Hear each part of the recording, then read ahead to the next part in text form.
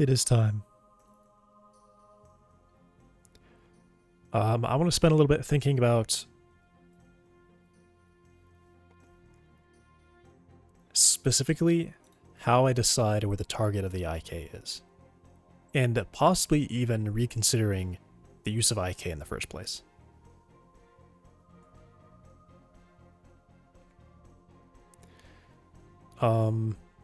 There's a certain non-physicalness to the way that I decide the target, in that I just kind of choose how I want to move it, really.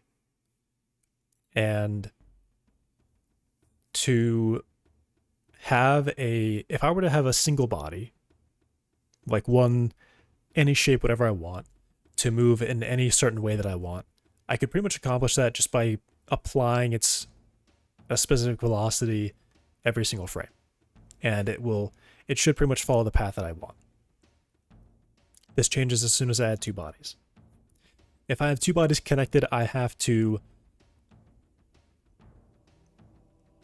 two-body simulation is probably still possible.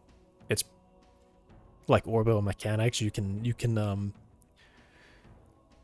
with two bodies, you can pretty much guarantee result far in the future, just knowing the initial state. So maybe with two bodies, it's still possible to really get into the calculations and say, okay, if I want this body to be in this position, this body to be in this position, relative to each other, here's the velocities that I need for both. But then once I get to the third body and the fourth body, and then I have this character with, like, how many would it be? 3 times 6, 18, 19 individual bodies all connected together. Moving a single leg at the front is going to be disturbed by any other legs that are in motion around it, which is not like an issue. It's not really an issue that they get disturbed, but it happens to be an issue when my IK starts from where the bone is now and says, oh, we need to be over here. And the bodies are actually like flying up or something. So then they correct and they start coming down, and they go too far, they go down too fast, and then the IK is like, all right, we need to go up. So what I was seeing happening is essentially it would like jitter in place and be very, very slow to move.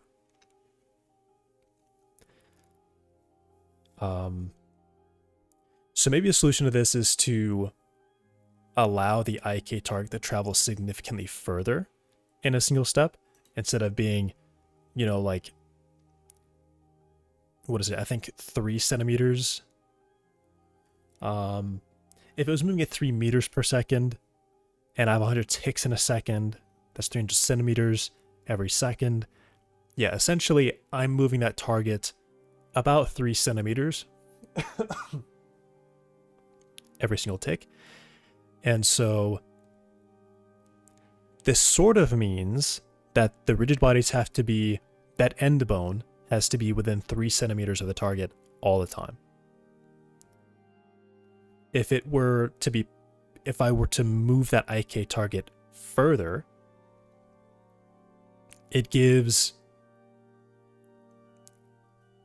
I think it might give the motors more of a chance to be a little bit more stable, I guess. Because instead of being like, okay, you need to go up a lot and you need to go down a lot, well, and that'll be controlled with the torque, and the maximum rotation rate.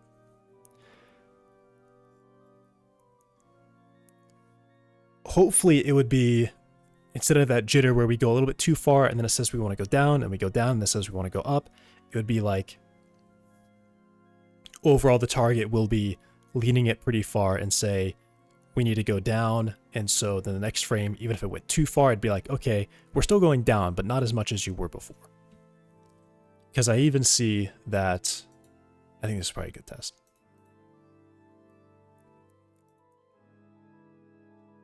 When I was raising this to essentially just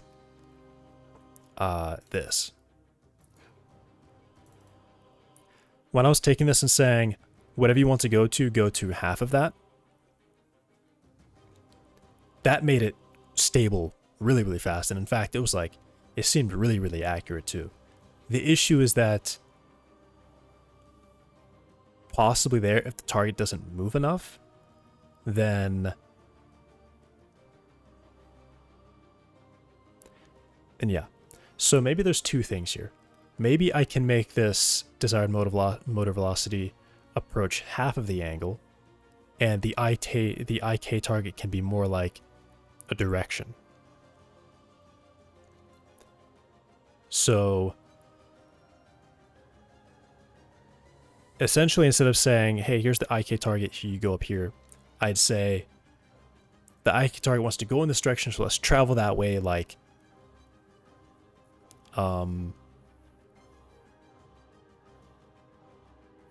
let's travel that way quite a far distance. I guess this is coming back to the other idea then. I guess it would need both, wouldn't it?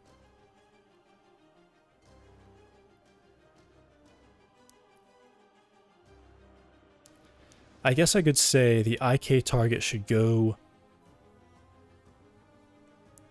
double its distance, probably, or have some large leading fraction.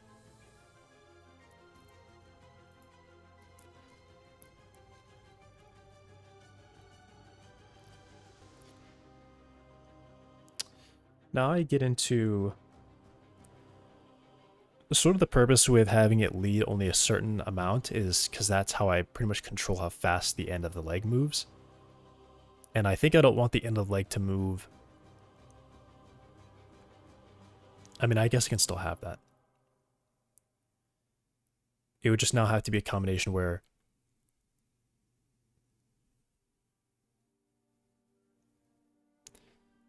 maybe it is just that I need to lead the IK pretty hard.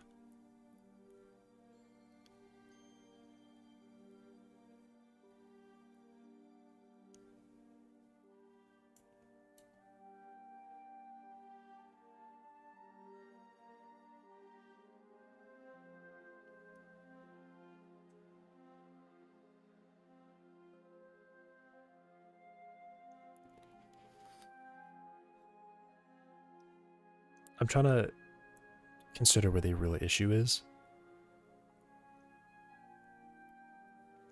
I think this is probably not wrong. This is probably not where it goes. It really is a case where I have to lead more than I am.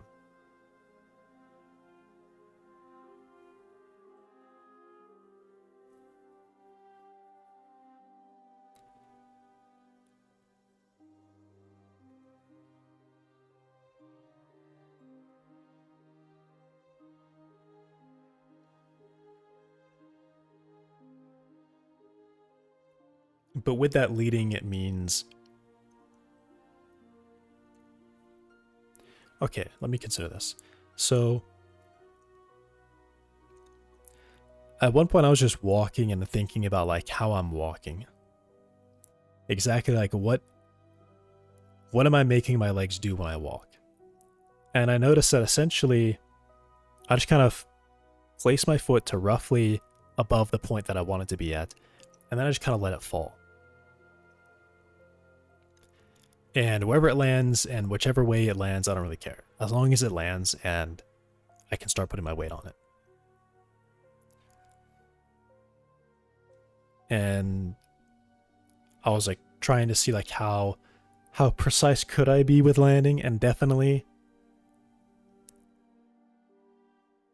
it was a case where I kind of could not think about it at all. As long as I lifted my leg up and put it in front of me and then I just let it drop, like that was enough. I'd be walking. And if I tried to very specifically place my foot in a certain spot, I couldn't do it without slowing down.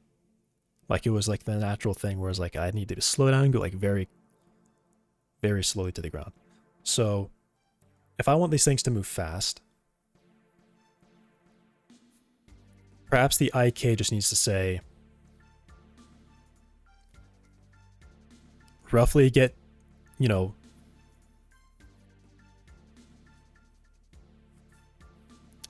it could even be like a dot where I say, or it could be like this. I could say, when I want to take a step, I project forward some amount and I fix a point there and I say, all right, IK, get up here. And the IK will, the idea is that the IK can lead the leg by quite a large amount and get to that point. And then once the IK reaches that point, not the leg, once the IK is able to hit that point, I say, all right, we'll start on the next step. So the IK hits that point and I set a flag. So the next time, or just the IK hits that point, and the way that I know the IK hits the point is, where would it be at? Hang on. Does the leg ever know about when about the result of the IK? I could tell it the result of the IK. Okay, maybe for simplicity, instead of the leg saying, oh, the IK reached our target, we're done. Instead, I say, once the physical leg, the end bone of the leg, has gotten within 5 centimeters or something, maybe like 8, maybe a little bit larger, maybe like 8 centimeters, then I say, okay, let's teleport to like the next point. So maybe the projection could be, I know where the leg is now, and I know where I want it to be.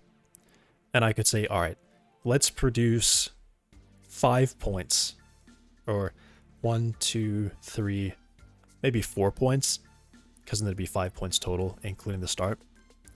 So I produce 5 points, and I say, we're going to go here. So I'm going to say, all right, leg, get to this point.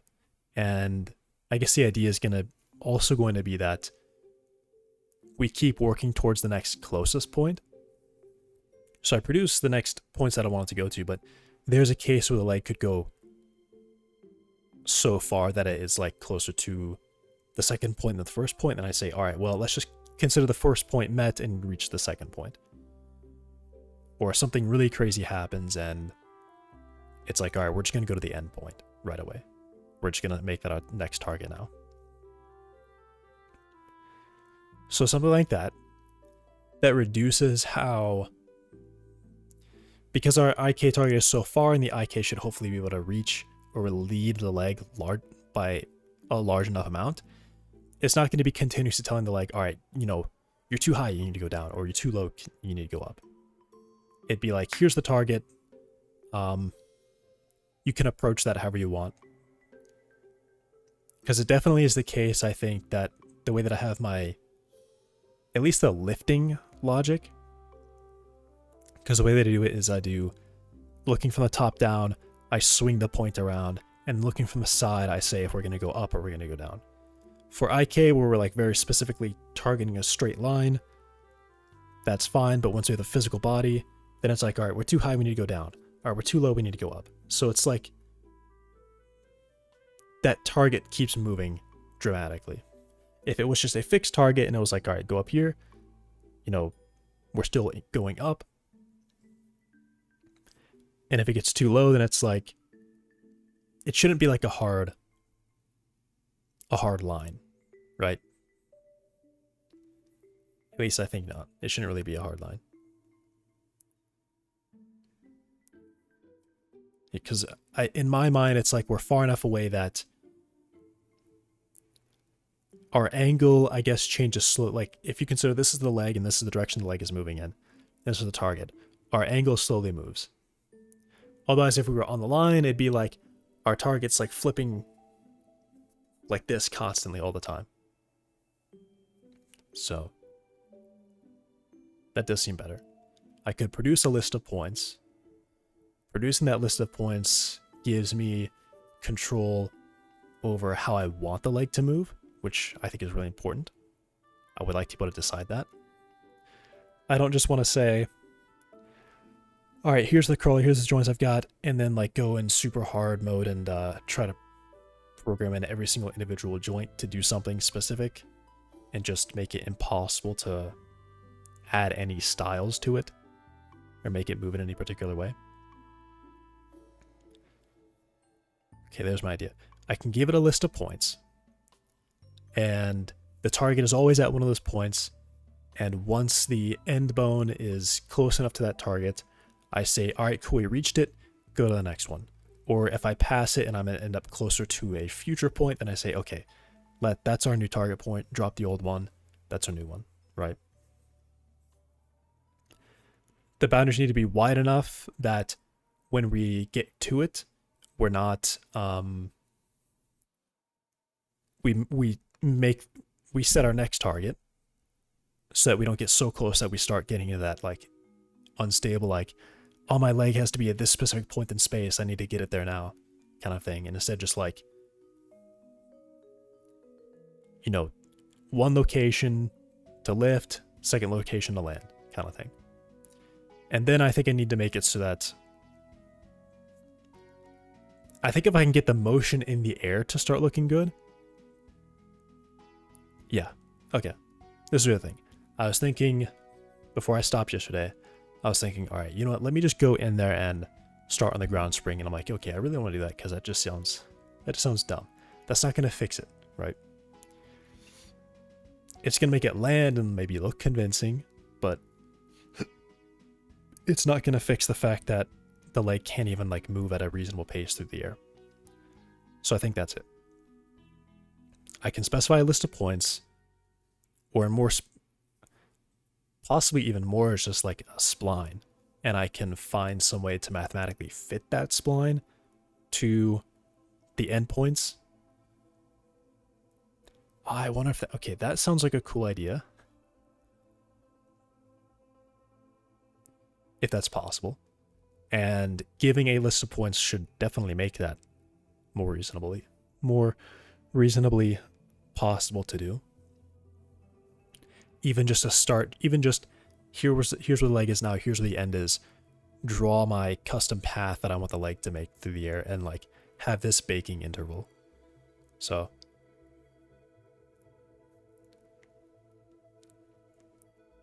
all right. I think that's the idea.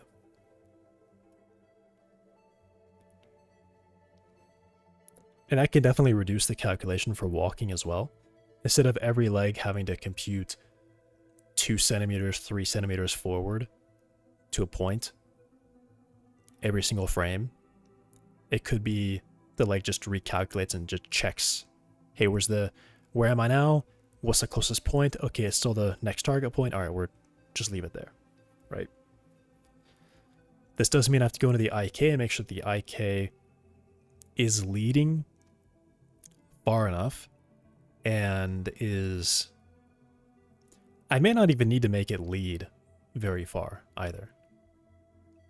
As long as it leads at all, it might be enough.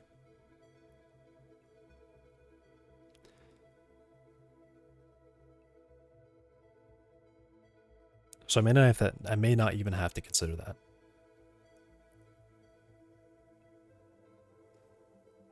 Well, I mean, probably a little bit.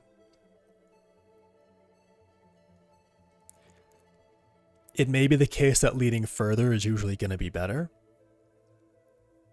but leading too far can make it probably look more like the leg just goes bing, bing, right? Like just is like on animation frames and there's just no in-betweening happening. If I make it lead a little bit, then the IK is going to have to deal with any small changes, and it might improve the appearance of it, make it look more sweeping, I guess.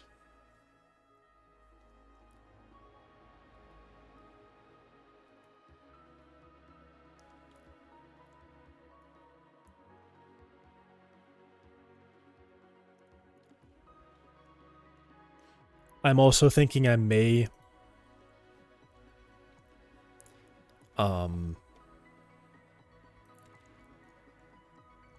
I may consider fixing the torque and instead working with accelerations and saying, calculating the velocity of the motor of what it is right now, like literally from the joint. So the actual joint velocity, I start with that value. I say, what do I want to be at? And I take a small step towards it as an acceleration. That may allow me to fix the torque to say, or not even to really fix the torque, but to be more in the line of not having to go in here and like tweak these torque values and be like, okay, well this one is like stable with like 1 and 7. This one is stable with 2 and 10 or whatever I was figuring out. This one I was like, oh, okay, this one needs to be really high or else we can't move at all. And instead I can just say, here's your powered torque. Here's your unpowered torque. There's no blending. Well, okay, there can be some blending. I think there probably should be some blending with the torque. But then the velocity maybe needs to be small changes. Because otherwise things probably... It can stabilize, right? It can smooth things out. If I have a single... I was even noticing there's... Somehow, I don't really know why it was happening, but after IK would complete, I would get a rotation that's like just the exact, like a full 360 around, straight back to the same point, but like in the negative direction instead of a positive direction. So it mapped to precisely the same rotation. It was just like starting from here, we do 360 down. Or starting from here, we do 360 up. Really silly. That would stop anything like that from happening, where suddenly I read out a dramatic change in the velocity for a single frame, and so then I'm saying, with a high torque, I just whip very, very hard, and then I say, oh, we're at 0 now, and then I whip back the other direction. Instead of be like accelerating and, you know, slow changes. Slow changes in tick to tick, right? That'll probably help smooth that out a lot, make it more stable. I think I probably still leave it with a torque where I say, if we are, the torque can probably stay the same. Because this one's a movement, this one's a change. I'm allowed so much change per frame. And we can either increase the torque or we can decrease the torque. But that's changing over time. The velocity, not really. My thought was the velocity is...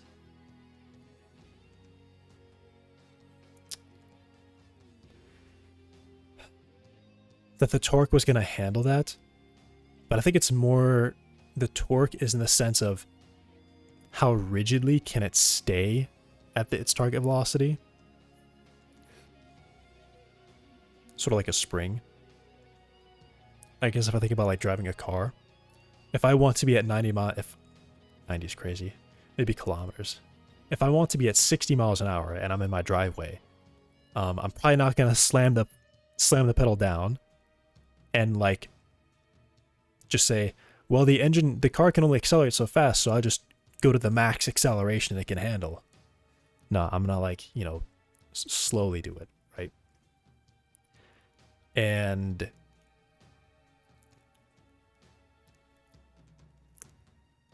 like if for some reason I do apply the brake quickly, I'm probably not going to go from full gas to full brake instantly. I'm gonna say, all right, take off, and then like press the brake in a controlled way, right?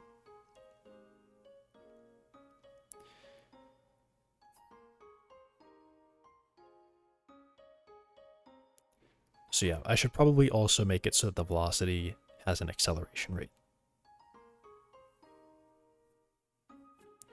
Especially for cases where there's some instability and suddenly I decide to go from like +2 to -2 but that was just like a fluke. And then on the next frame, I actually want to be a little bit higher than 2. So instead of going from like +2 to 0 to 2.1 kind of thing, it'd be like 2, 1.8, 2, and then I'm back to where I wanted to be. So it would smooth those out a lot.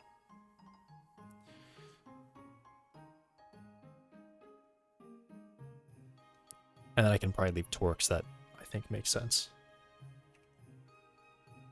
So let me start by probably putting in some high torque values that I think make sense. I mean, that might even be too high.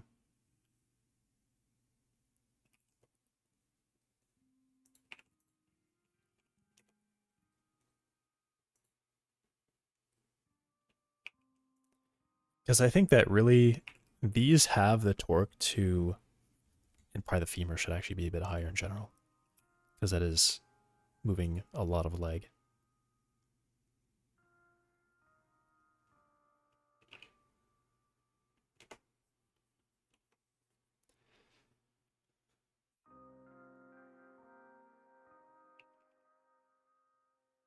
And I do want this part to be fast. This part should still be fast.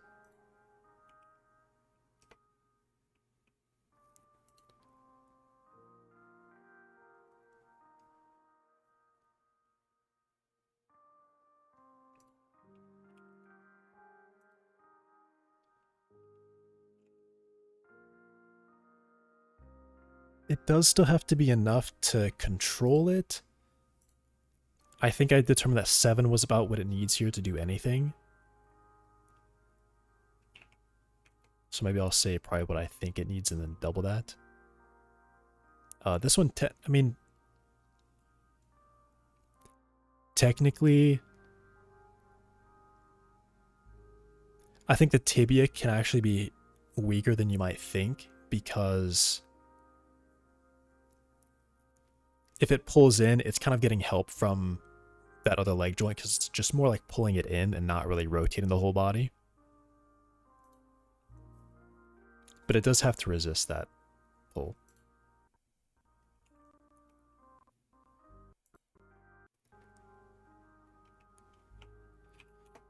Right, let me just say 10. I'll actually just stick with 10.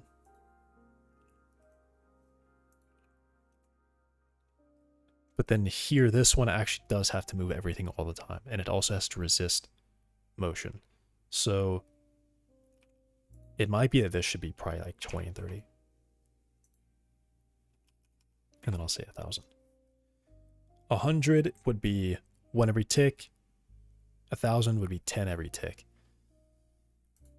So let me not say that then. That's probably too much.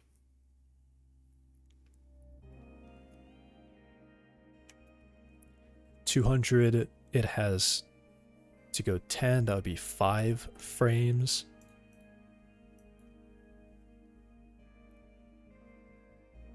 No, this would be 50 frames.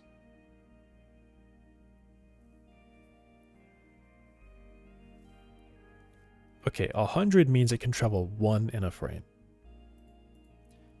200 is 2. So this makes it... 100 would make it 10 frames to ramp up.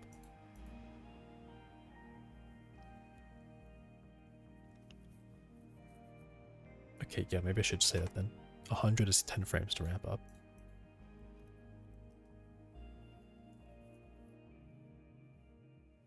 This has to travel 6. 10 means you could travel to max or not.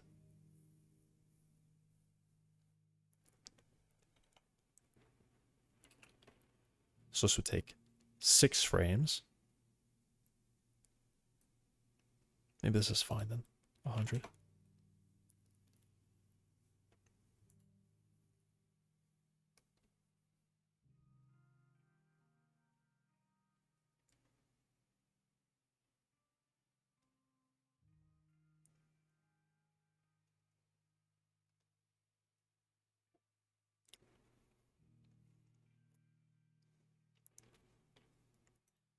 And then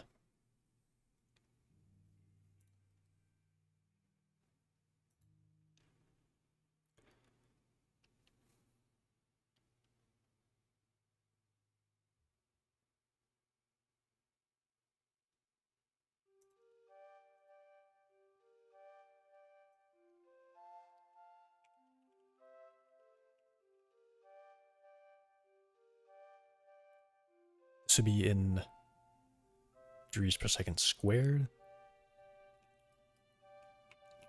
I guess just fitting the same range is fine.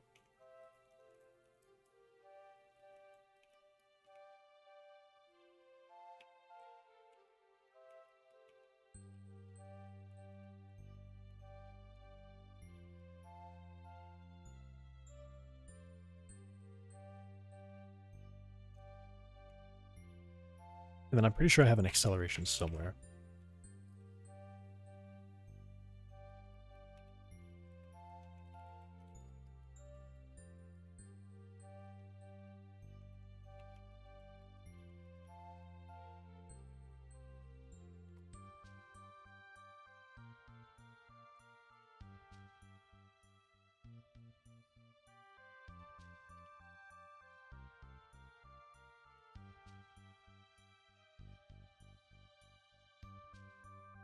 Let's say 45.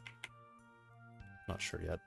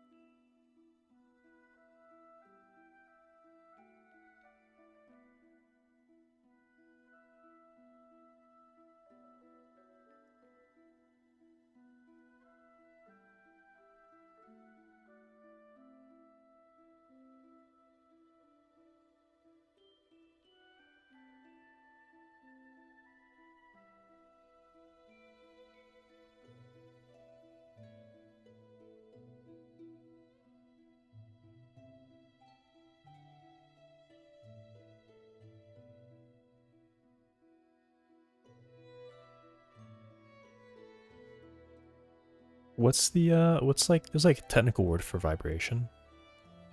I guess it's just vibration.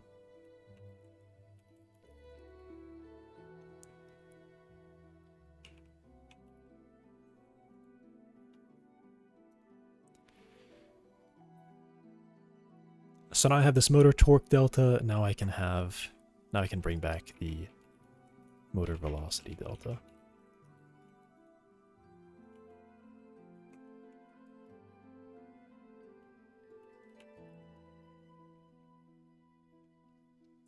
Well, I guess not really.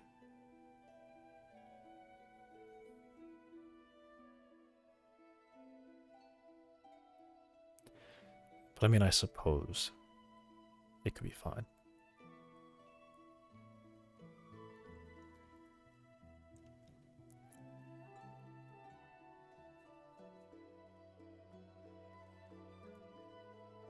I'll stick with tracking deltas.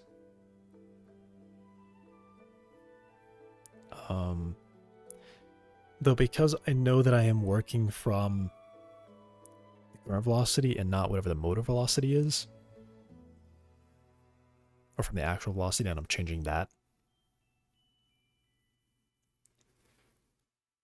That also probably helps the motor because I think part of it is that it, yeah, it literally uses that target as the angle change, as the rotation rate between the two bodies. So if the rotation rate is,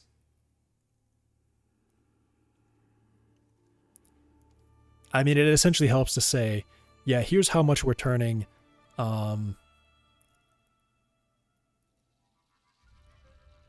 Let's just say the motor's going to start there, and we're going to make a small deviation from that.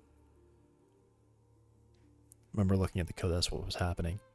It was essentially using, it's kind of insane to be honest. It was using the spring part as just a storage for a floating point value, which is really crazy to me that it actually turns out to just be doing that. But that is what it was doing. It was using a spring part just to store a floating point value. And then that value was treated as a angular velocity, and that was considered to be in relation to the angular velocity of the two bodies on that world axis. That's what it was doing, and it was saying, let's take the difference between those two. All right, our angular velocity is 2, our target velocity is 2, so then our impulse ends up being 0. Let's not make an impulse. If it was our current velocity is 2, our target velocity is 0, then we'll say, all right, our impulse is going to be 2. Let's apply that impulse, which would actually be counteracting it, which is a weird way of doing it. But I guess because of how it was doing the math, it turns out that if the result is 2, then applying 2 is actually like negating 2, which I think is actually written like that too. It actually is a subtract step. If it's 2, we're going to subtract 2. Okay. But I want to do this just to keep it, I think, consistent.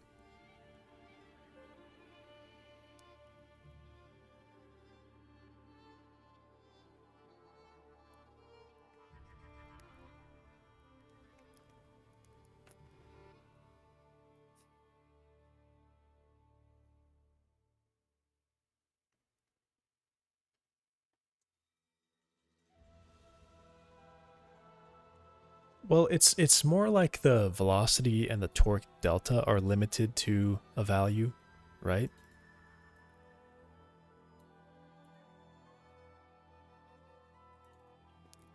Yeah, the torque delta is limited to this max torque delta, and then I'll do the same thing for velocity. I have a maximum velocity delta.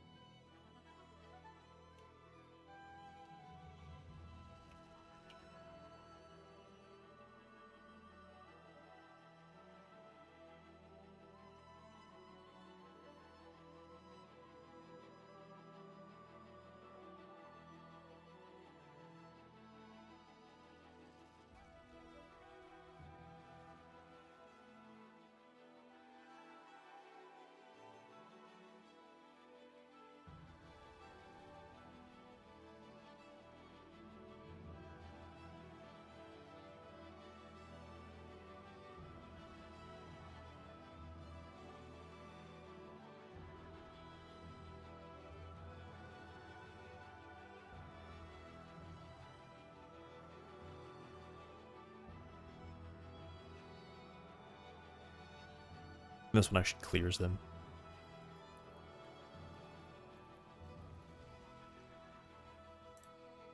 Which is fine, that's how I want to use it, so that's how I'll use it. So motor velocity, like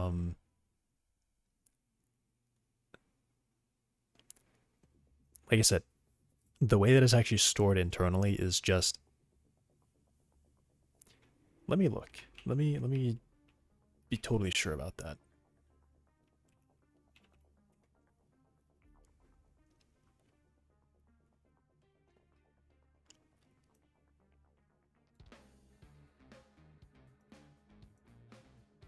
Oh, also I was thinking, like, at one point I was thinking, how am I going to be able to do the ground thing?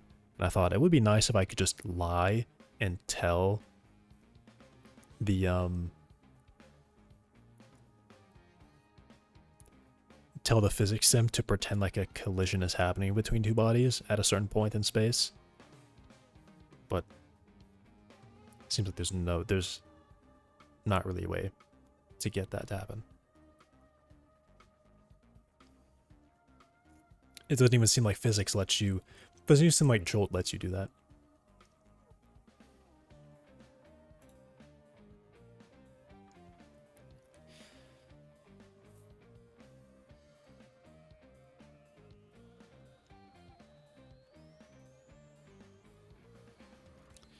Right, so these are motor rotation constraint parts. Is an angle constraint. This is what you do here. Is it calculates constraint properties, which computes the inverse effect, or it computes the effective mass, and then it just says calculate spring properties with the bias, which is really funny because it just doesn't do any calculation. It just plugs in the bias and sets softness to 0, which means when you come down here, you're just returning 0 times this value plus bias. So you're just returning the bias you set.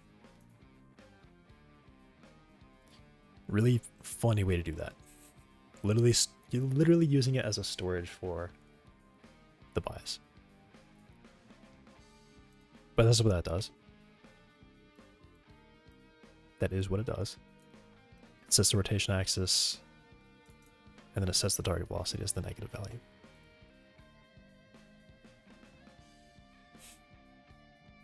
So then when you solve, we take that effective mass, we take the world space axis, we calculate the velocity on this axis between both bodies, and we subtract the bias. Which is also funny because we pass in total lambda, but it doesn't even do anything. I guess because this can operate in different modes, that's probably why it's written this way. But this just returns the bias that was set earlier, so lambda doesn't do anything. So if I said my target was -2, it would be like 2 times this minus 2. I guess is kind of what would come out of here. So let's say, alright, lambda's like 0. And then effective mass is always going to be value close to 1, but a little bit less. It's going to be value between 0.5 and 1. If it's 1, then that means one of the bodies is so much more massive than the other that it's effectively a static body. And then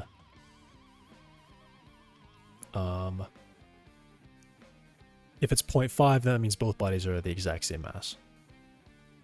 Which is, I guess, is a little bit odd, isn't it? Oh, no. So these are actually contained. So yeah, this takes this, subtracts that, and then multiplies it by effective mass. I got my parentheses messed up. But yeah, that is what it does. It takes the real velocity, subtracts your target velocity, and multiplies that by the mass to get the effective mass to get a impulse value, and then it applies an impulse value. So this just means if I start from here and I say, let's make a small change from this, then I know that this value is always going to be close to 0. This value should always be small, so I'm not going to apply a huge change abruptly. But then I was interested in the torque. What is the torque? Where does torque come out of this? Because it definitely was doing something. The torque was definitely doing something.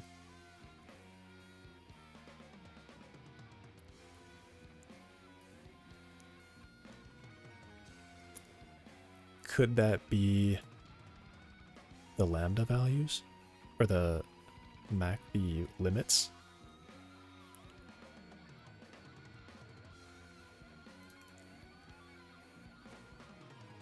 Where is it? Motor rotation. Okay, yeah.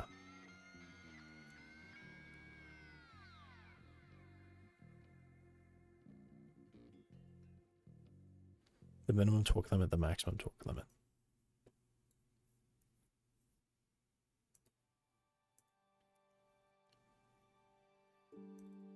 So yeah, it's this. Okay.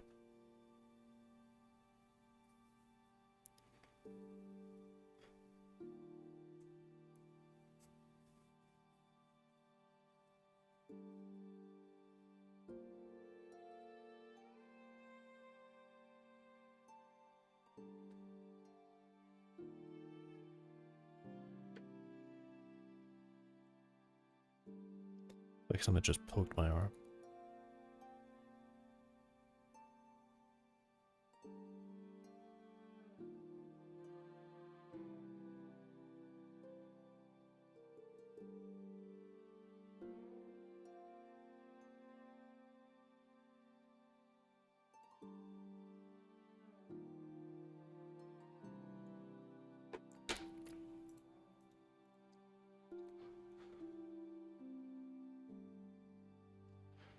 Okay.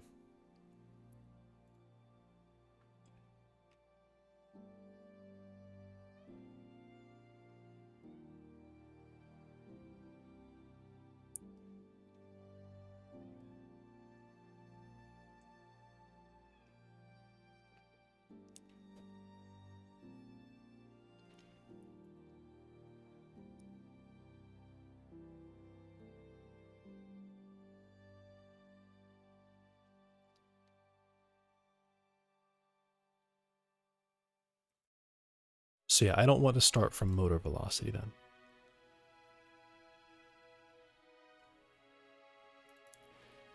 Do I use motor torque?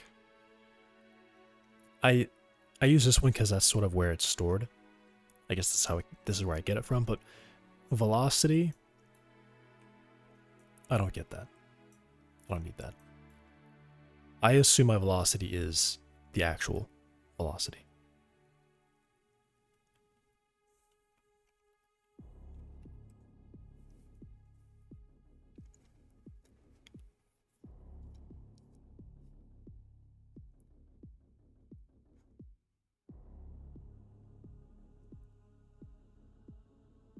Ooh, I gotta sneeze.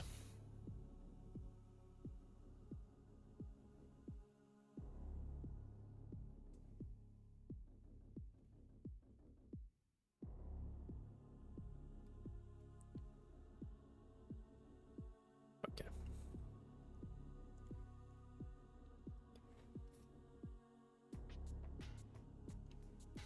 And I probably don't need such a complicated torque rate either.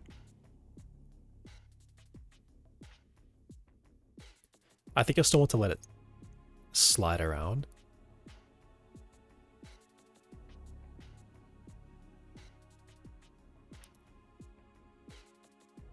But I think it still makes more sense that it... I don't know, it doesn't make any sense to do that.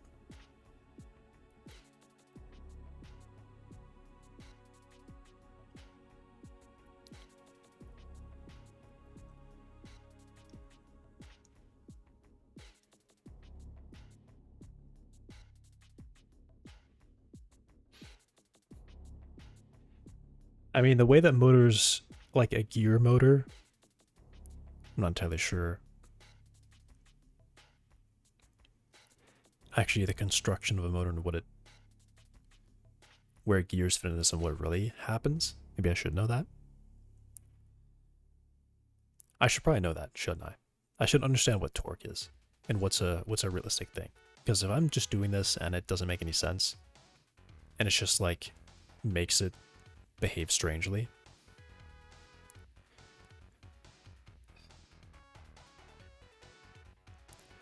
I know that I know what a torque curve for a vehicle engine means. It's essentially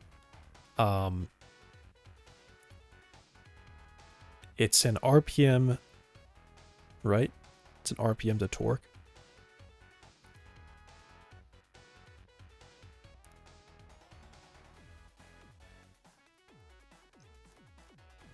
And depending on what that is and how long it can stay flat, better.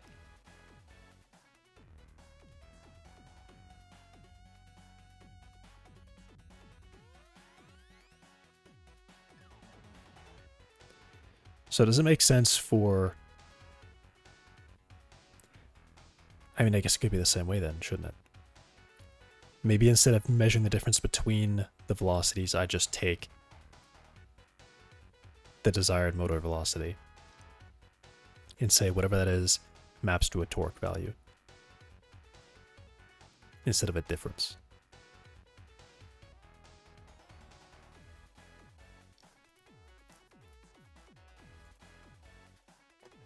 I'm going to say that. I'm going to stop tracking it as a difference and just track it as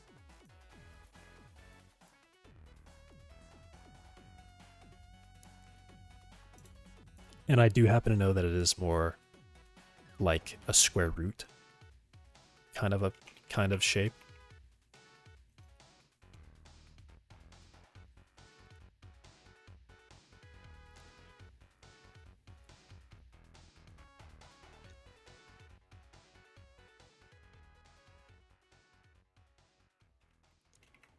That would be more like, you know, adding in the minimum.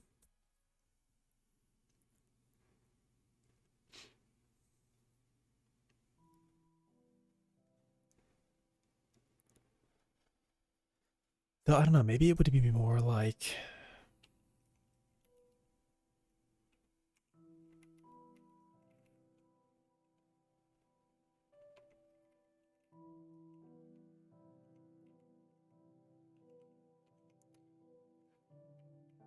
maybe it would be more like this, right?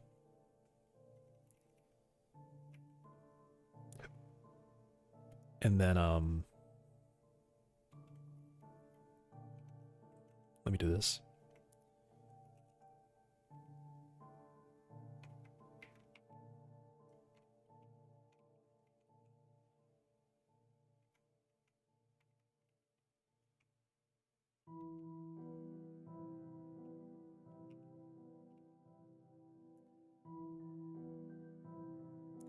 How can I widen it? I can widen it by dividing this value.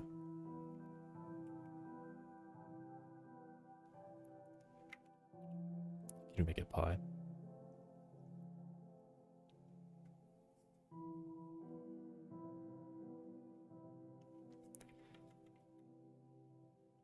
Then I could just say this is the max. And then I would have a shift.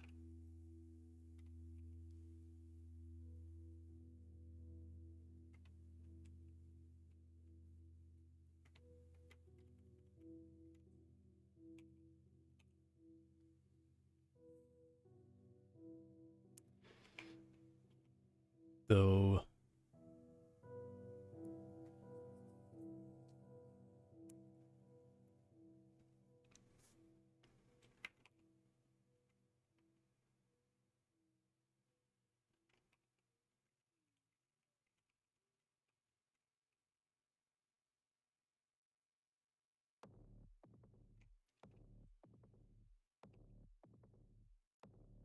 what is this value?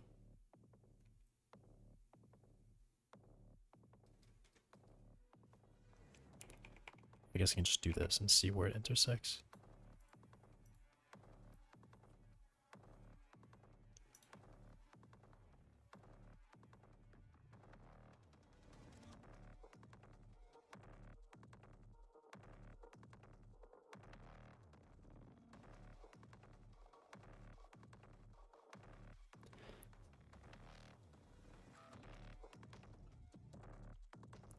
Essentially what I'm thinking is I want to have a parameter here to define how wide this is, what the maximum is, and then how shallow it is. So I'll say W is pi.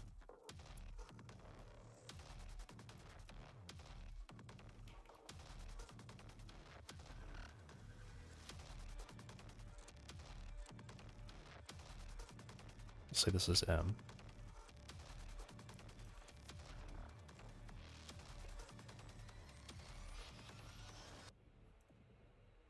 And then this fraction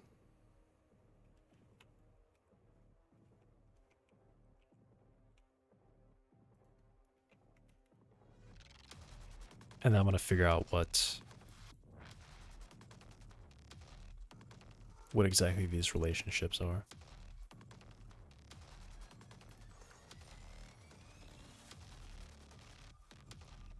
So if it's at 2, then I would move over 2.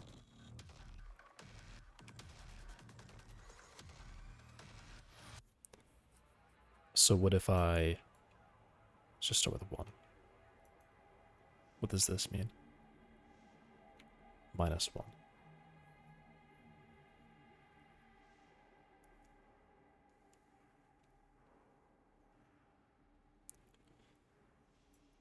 So if m is 2,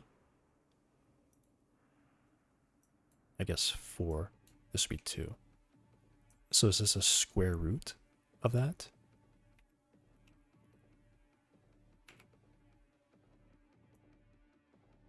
Yeah. Okay, so that's the square root of m. Then w does something extra. So then how do I translate depending on w?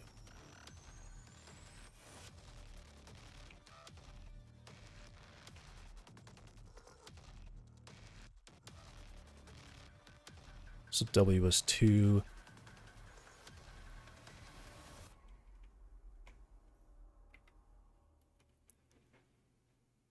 W was 3. Okay. So that works. And what about 2?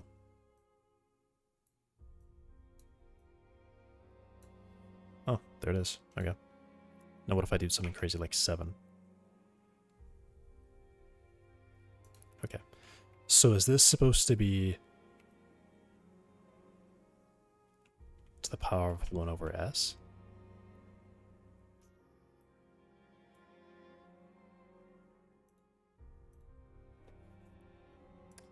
I mean, well, there you have it.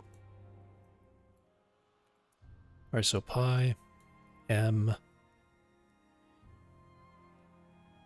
And this can be whatever I want, I guess. And then this.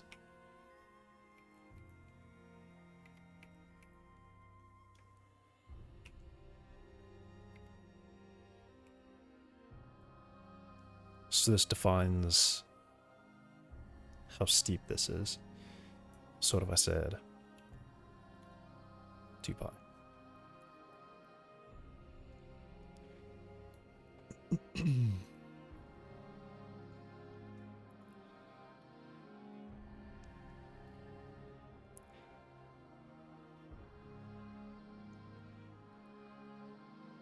I can also translate it a little bit.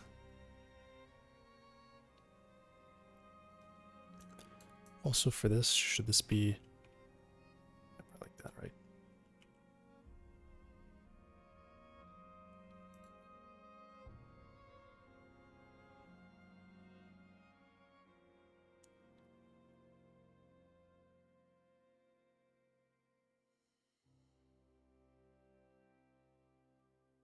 Am I able to simplify this? Since I have a multiplication by w on the top and the bottom, I could divide by w.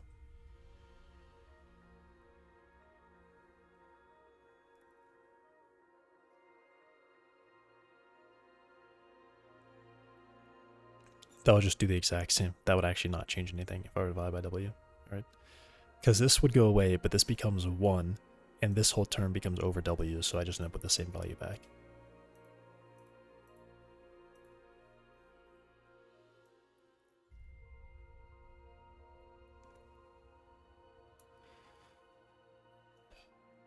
Alright.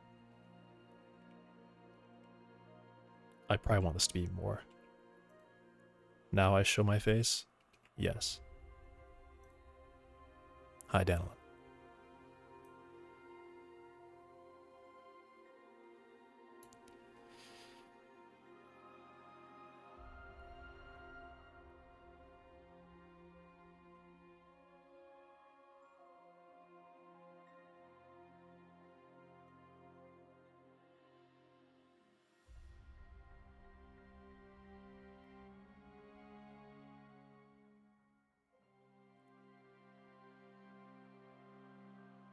So I can make this a curve like that.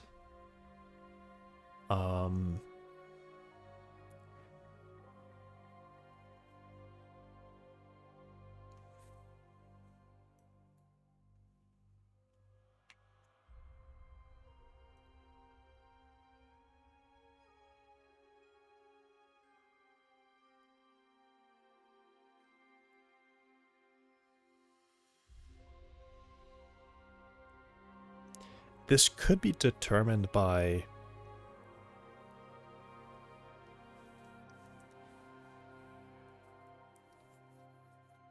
if I just want it to be kind of like a loop.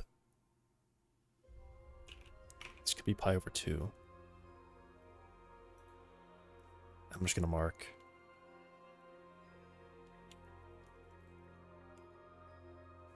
this point.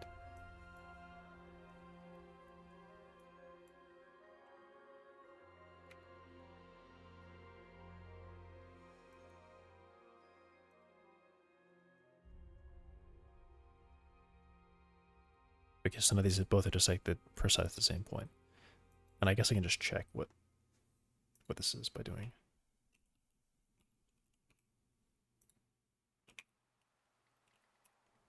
Right, and then I want to see it be exactly that. So if I did 2, what does this have to be?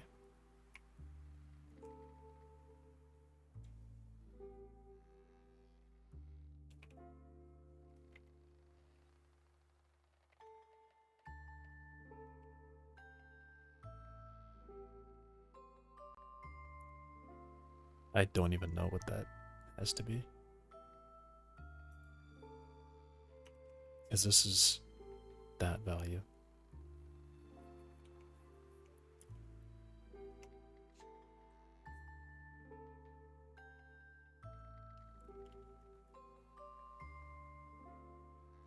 This, I don't think it matters. Oh, this one does matter. Okay, let me make it more...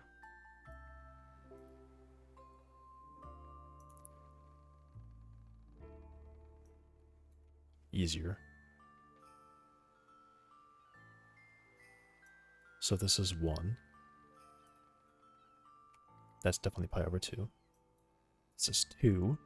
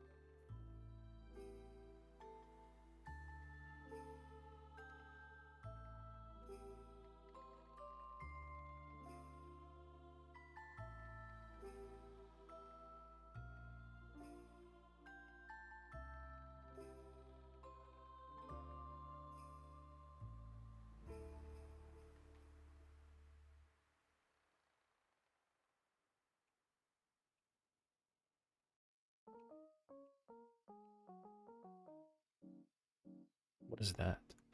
1.1107. I feel stupid now. In my item slots, the amount of items was not showing. I spent hours reading the code. See what the snake was. I just had to reorder the label node. Yeah.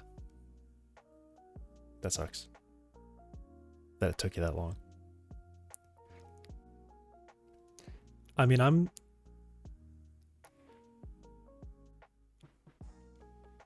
guess, yeah. I'd probably do the same thing. I'd be sure that the code was wrong. Actually, no. I'd be sure that Godot was messing with me. And I would say, alright, let's, like, I would literally, first thing I'd probably do is hide every single node and just make sure that only the label is showing up, and then start popping things in until it goes away, or whatever is happening.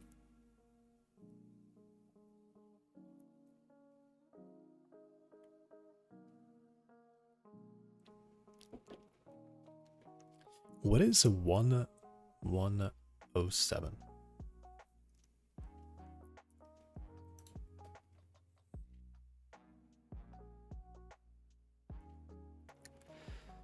Well, actually, what's the width of this at this point?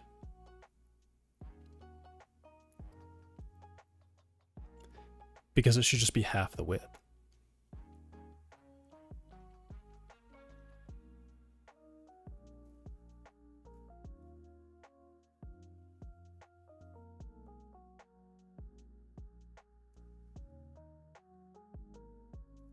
But yeah, what's the width of it?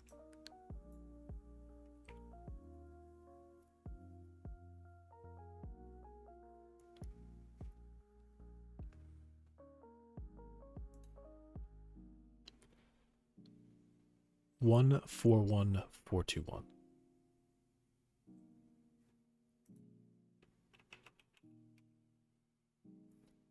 That would be the square root of 2. Is it... Well, if that's halfway, then it'd be like 2 times the square root of 2.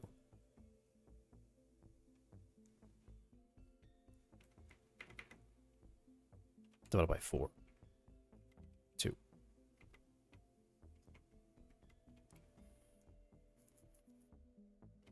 What?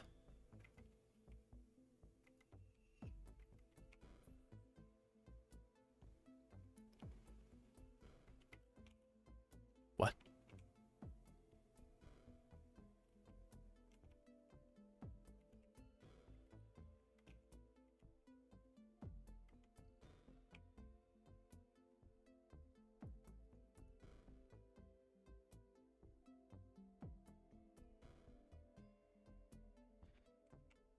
Okay, what?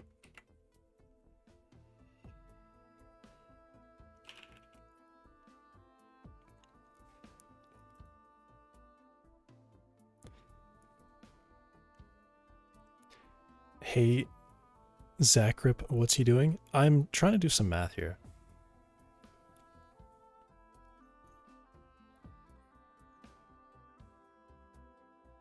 I want to say... Okay, well, now that I'm saying it out loud, that sounds obvious. I want to have 2 roots of this function be at 0 and a value that I specify. Which now it really seems obvious. At least how I could figure it out, but...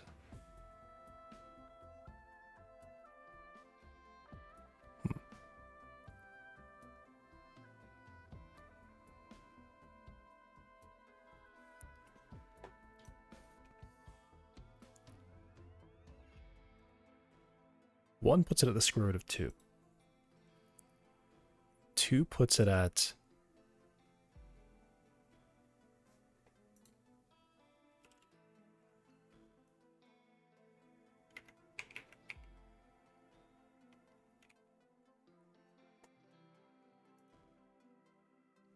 two times the square root of 2.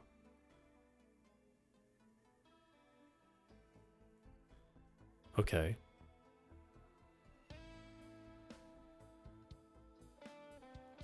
So W is going to be multiplied by the square... I mean, I'm looking at it. W is multiplied by the square root of 2. So it's going to be multiplied by something. That means it's going to be times...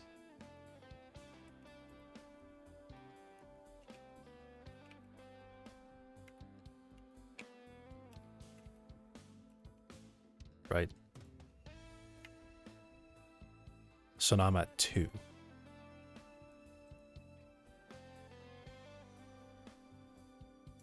Which means it ends at 4.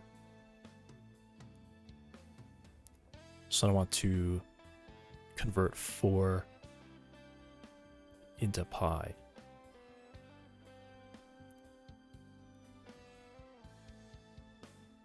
Well, I think specifically I'm converting... No, I think it's always just double, isn't it? Or is it 1? Okay, so it's going to be double m.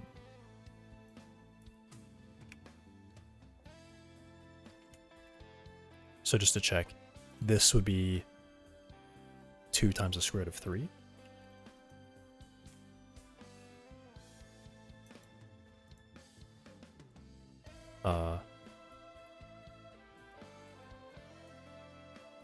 Oh wait, well now it's at 3. Okay. So I want to convert 2m into pi.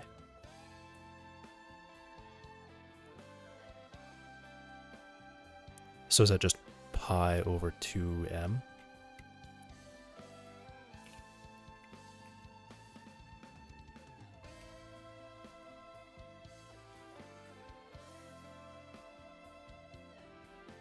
Yeah, that's basically there. Okay, but then s is a problem. So if S is 2, 3, 1.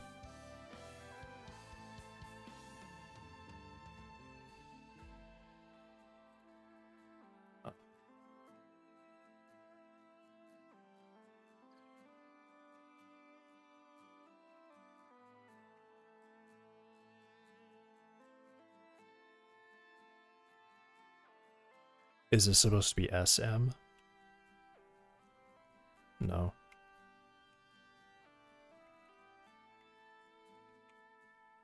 Two.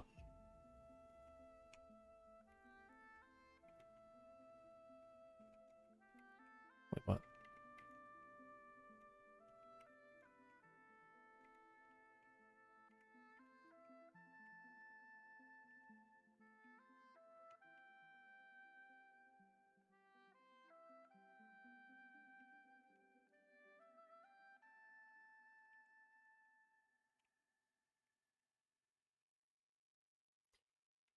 Am I going to be able to figure out what this is? What value am I approaching?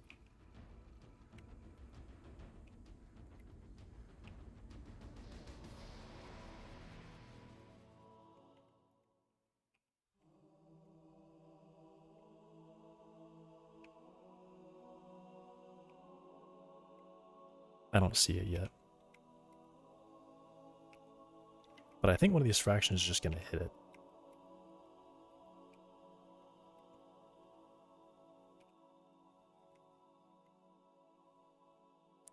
Or is this some... Am I writing out pi? Okay, let me change this to be 2. I'll even say 3.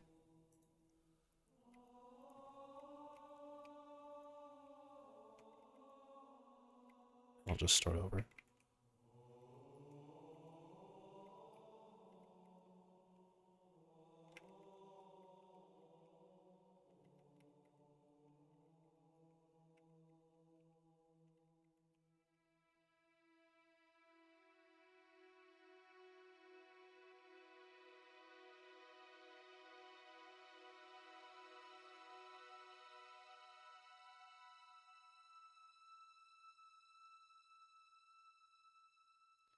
Wait, I'm trying to say 3. Hang on. I'm trying to say 3. I've done it wrong again.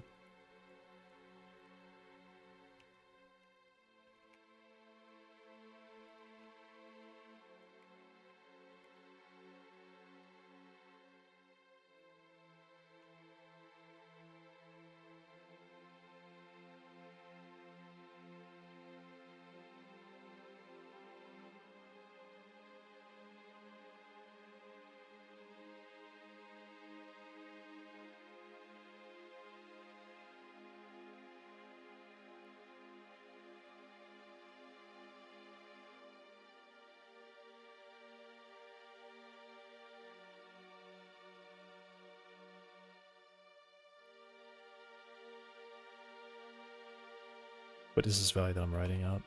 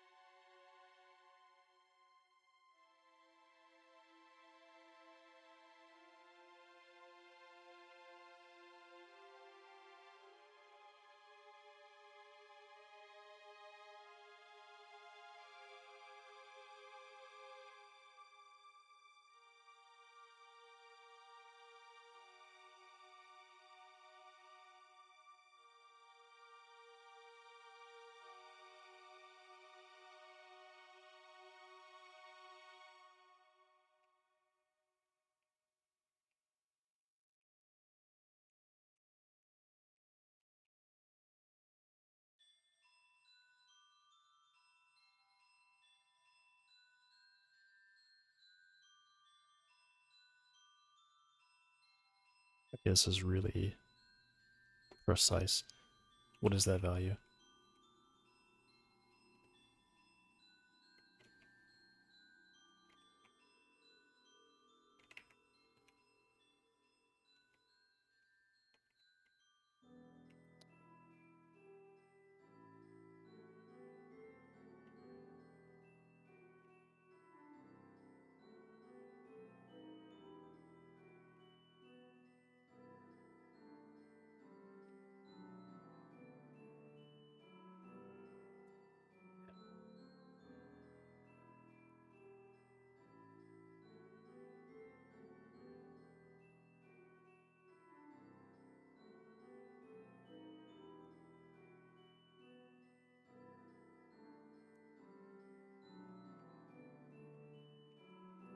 What is this value?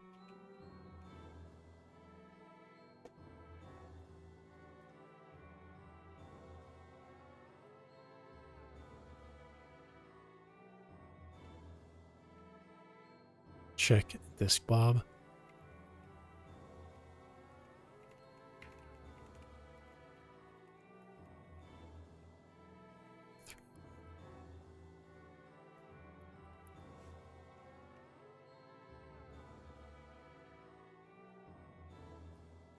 But do I want to?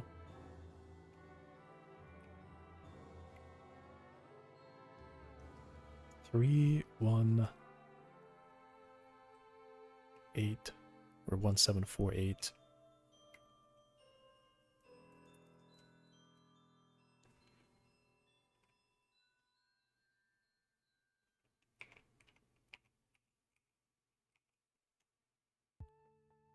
Okay, what is this value?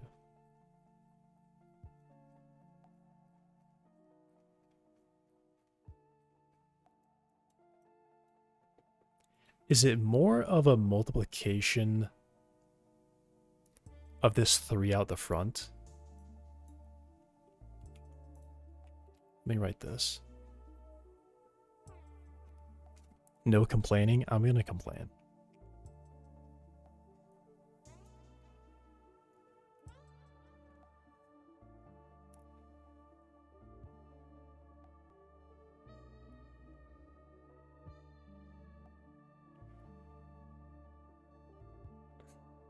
I mean, I guess the thing is I don't know for sure that it's over 3.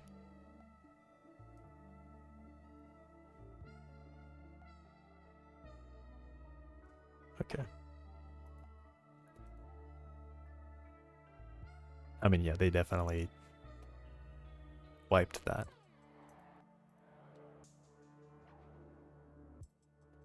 They cleared that change.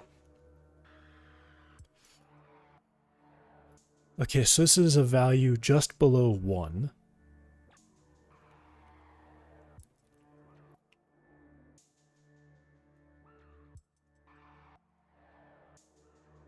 Oh, I'm looking at 3.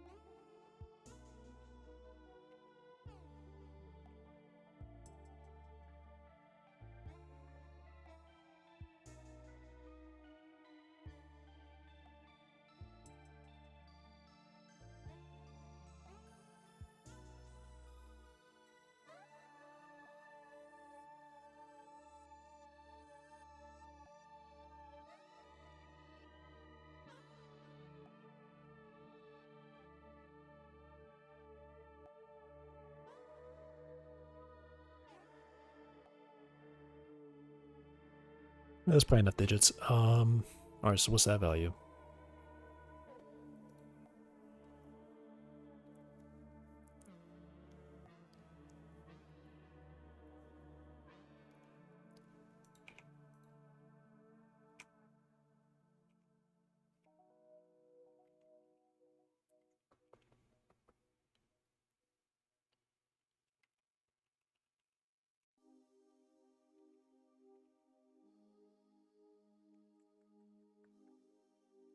It'll be the square root of something.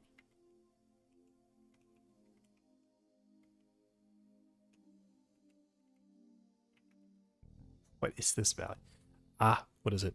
What is it? If I want a root at 3, what term has to be 0? Or rather, this term has to be 2. So this term needs to be 2.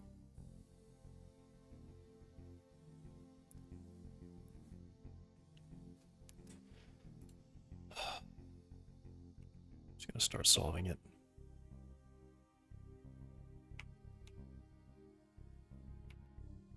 W is the unknown.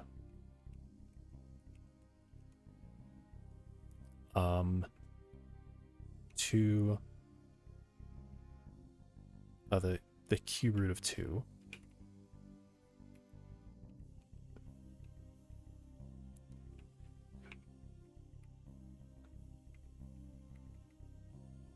Sol over W. All right. So I divided both sides by 3.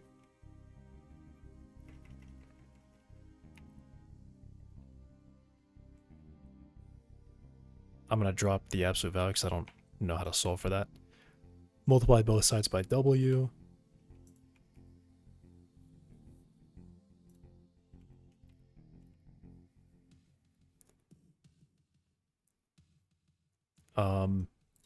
This is actually supposed to be 3. So I can...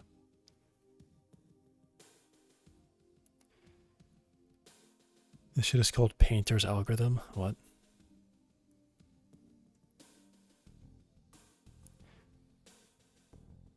Can I just write the cube root of 2 a little bit nicer?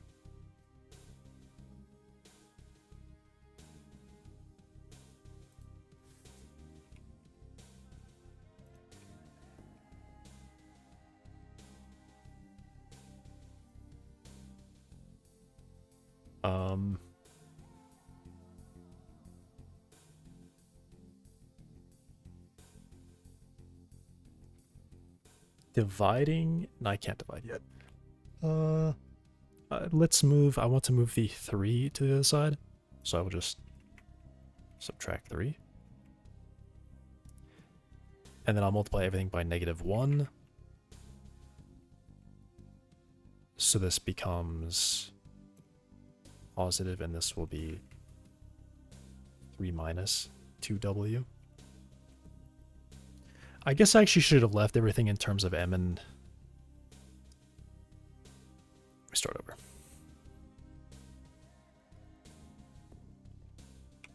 So now that this is going to be equal to... Or I guess rather I can say M is equal to 3 minus W times M to the 1 over S.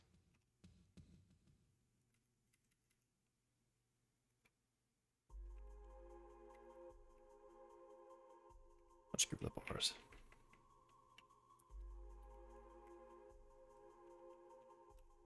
Alright, so I'll divide by S first.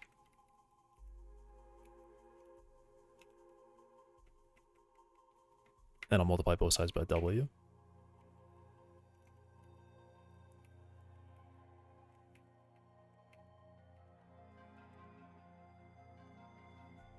And then I want to move 3 to the other side.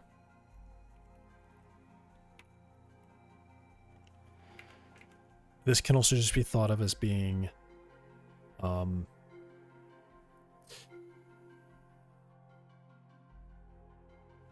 this is X in this case. But X is also supposed to be the location that I want it to be at. So this is going to be... I'll say this is T. That's still negative. Multiply both sides by -1.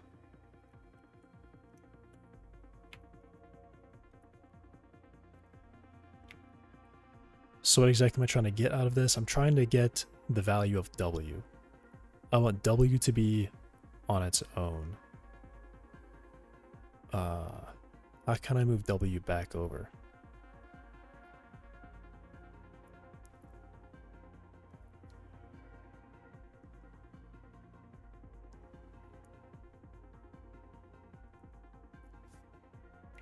I guess I'm going to do this for now.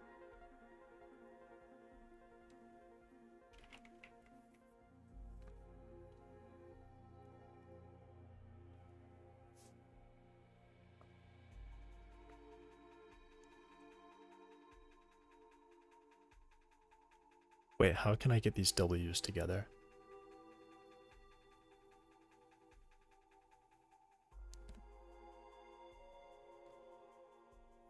I can do this by moving it back over. So I'm going to move it back over.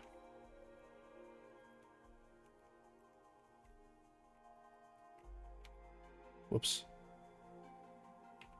Whoops. No. Definitely get rid of that. I just zoomed in, zoom out. Paste. Add. Okay. I can pull W out now. So I can say W is going to be plus there, right? And now I divide. Now I just divide that.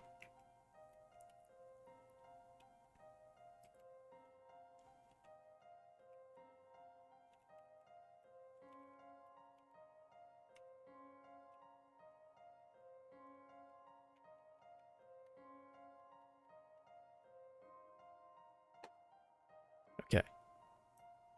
So W should be whatever I want here over M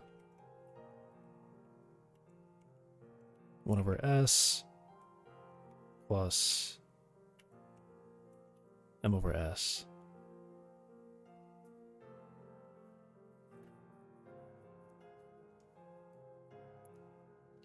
And I screwed it up. Okay.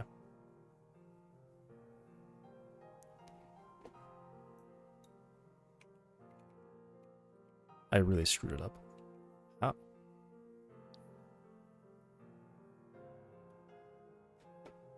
I must have messed up at like the last step.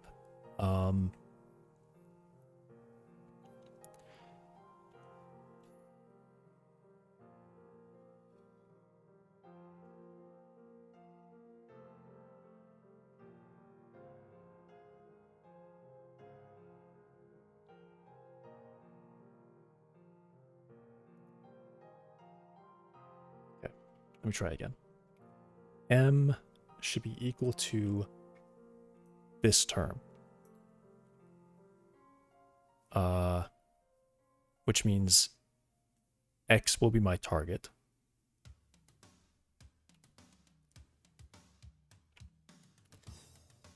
I'm not missing like an absolute value, no, there's no way. I'll say it's gonna be T.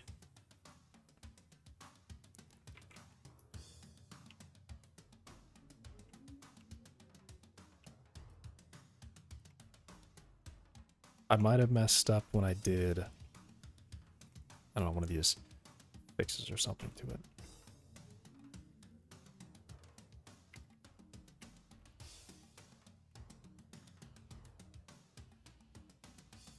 Okay.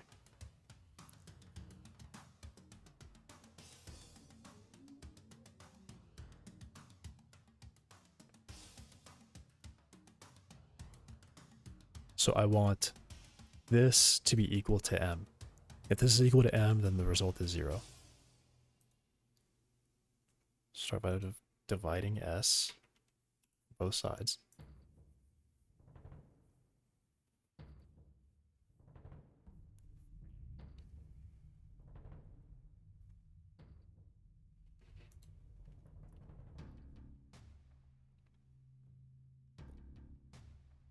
Yeah, so now how do I fix this W? I multiply both sides by W.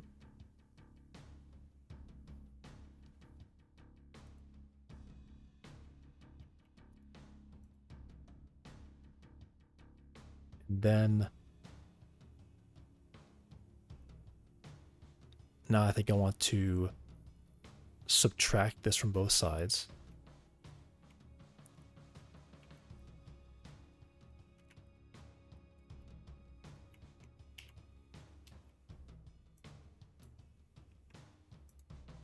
And then I can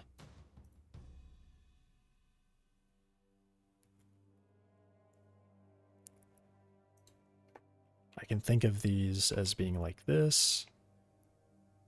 So it means W times this minus W times that. I can pull that out of both. So I can say W times that.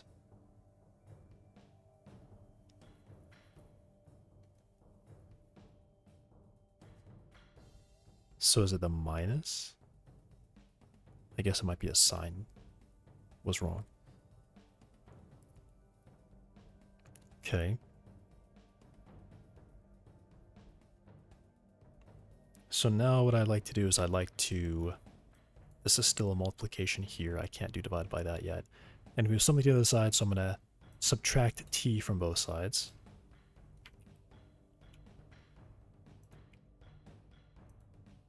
Okay.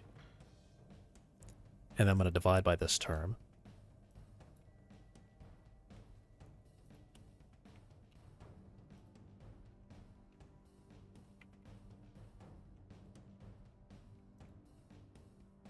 And then I want to be positive. So I can multiply like this. So W is the target minus this value.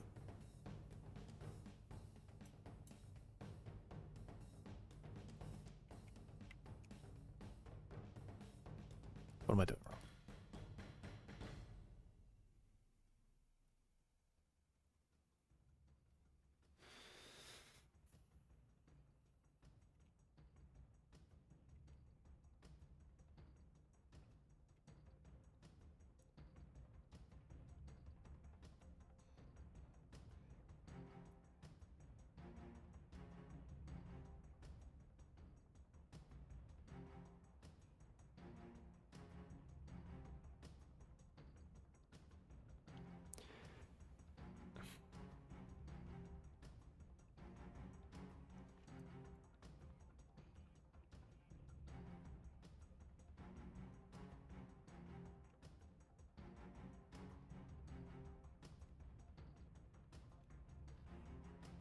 I mean, yeah, I don't...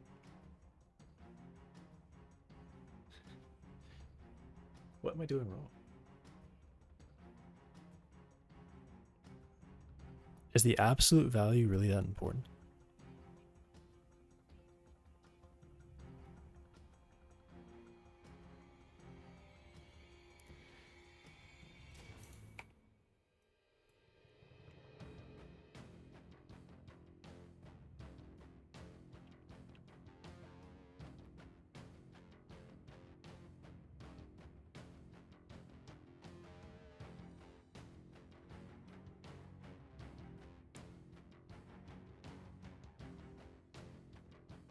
I'm getting how I want something done, but I do have to be going in like about an hour.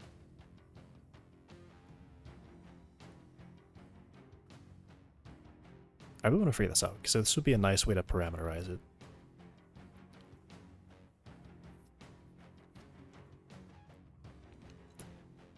Because essentially, I would just be defining this S value is what I'd be defining, the sharpness, I guess.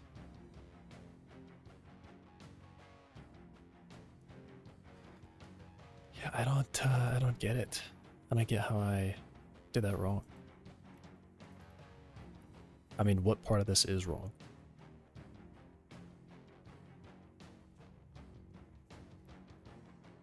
Alright. I'll try again.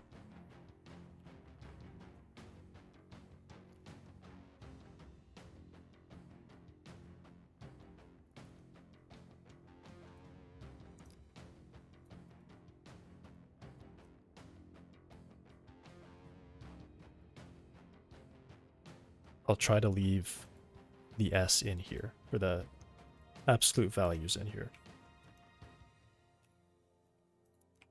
It's just that it's at this point that I got stuck. I don't know what to do with this anymore.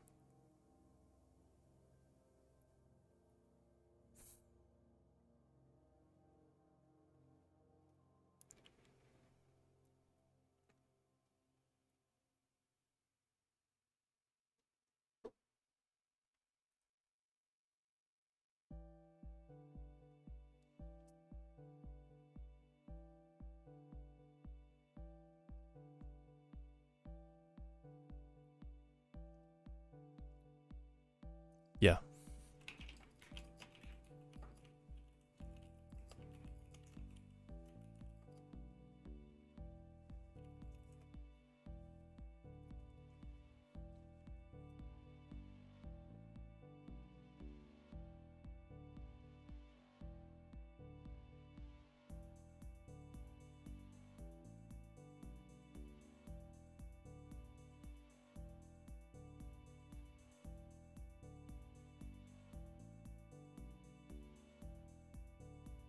This can be the positive or the negative.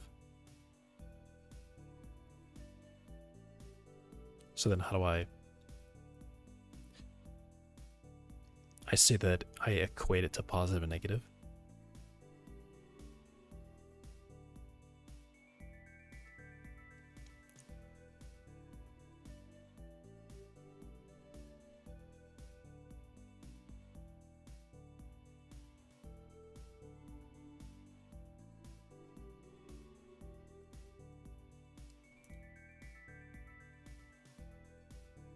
So I equate this to the positive and the negative of it. So this is either the positive or the negative, right?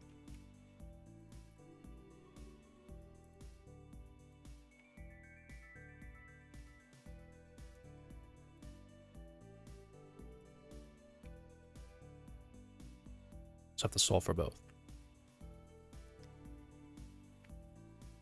And then maybe this helps me isolate like where I'm missing an absolute value somewhere in here.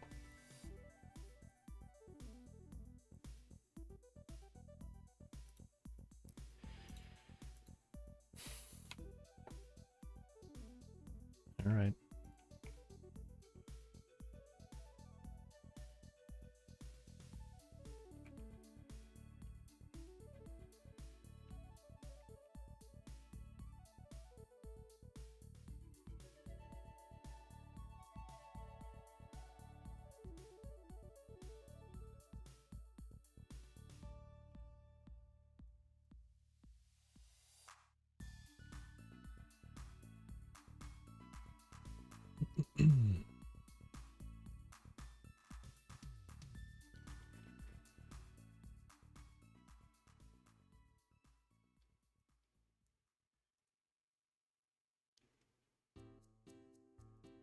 Okay.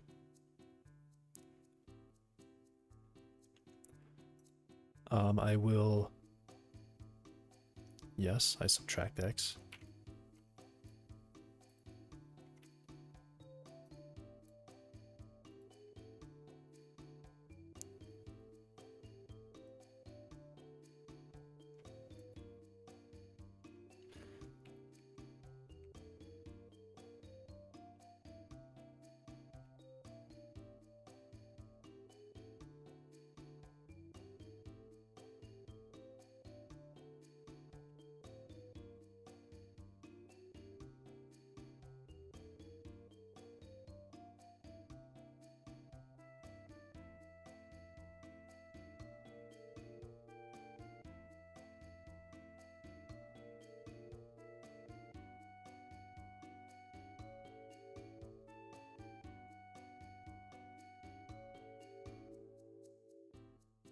Yeah, I'm gonna leave this here just because this is plotting it, so I can be sure that I'm solving it correctly at every step. Alright, so then I want to take the W's out.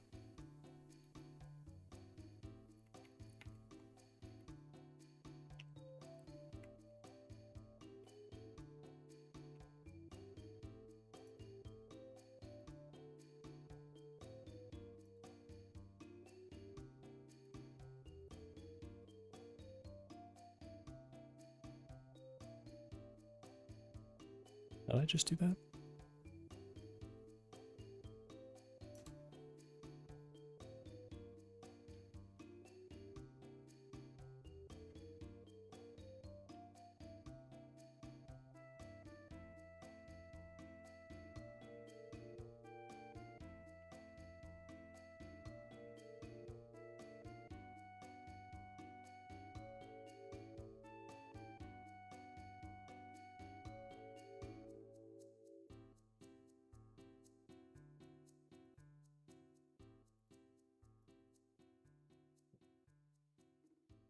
What just happened? No, go back to... What just happened? It just changed.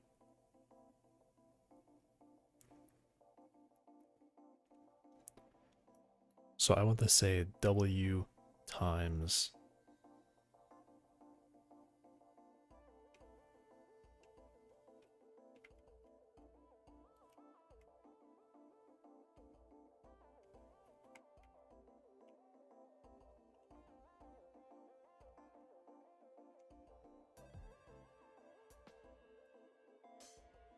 Right. Okay. So that was correct.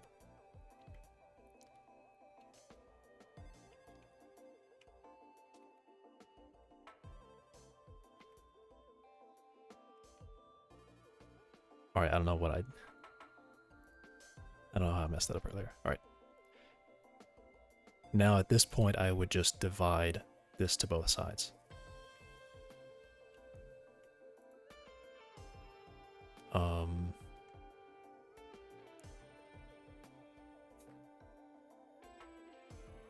Yeah.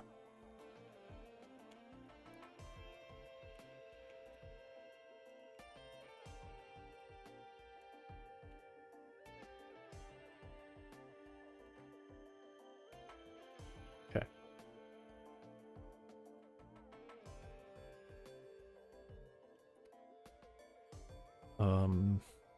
So can I simplify it? I could say this is actually just m over s minus that value. And this could be...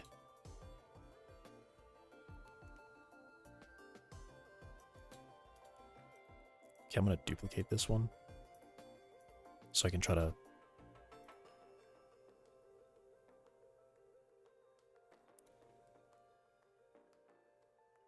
I can multiply it by -1 over -1. Which, I don't know, does that just do this to it?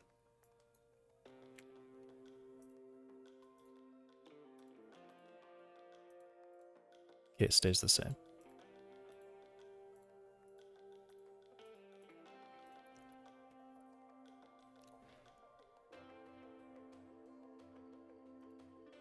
I just want to make the x positive on both sides. So -1 over -1.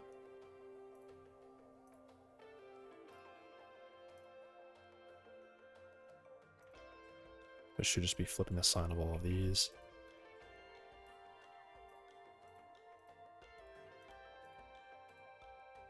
Okay. And then I can rearrange it.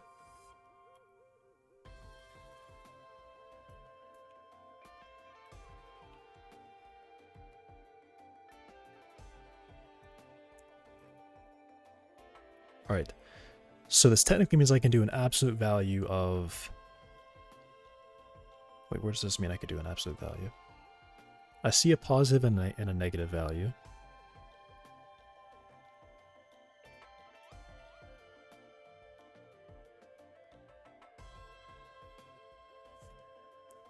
So how do I split the absolute value? If I see a positive and a negative, everything else becomes an absolute value.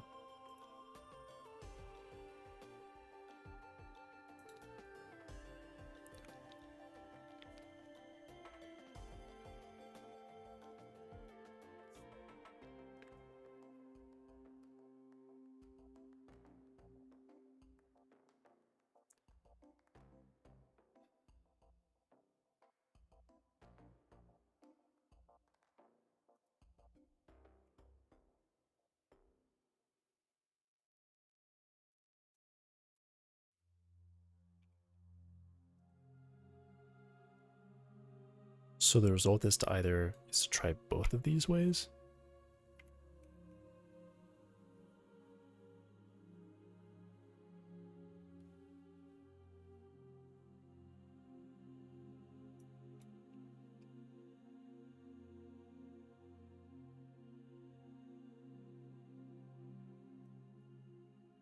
Well, I don't understand. What does that mean?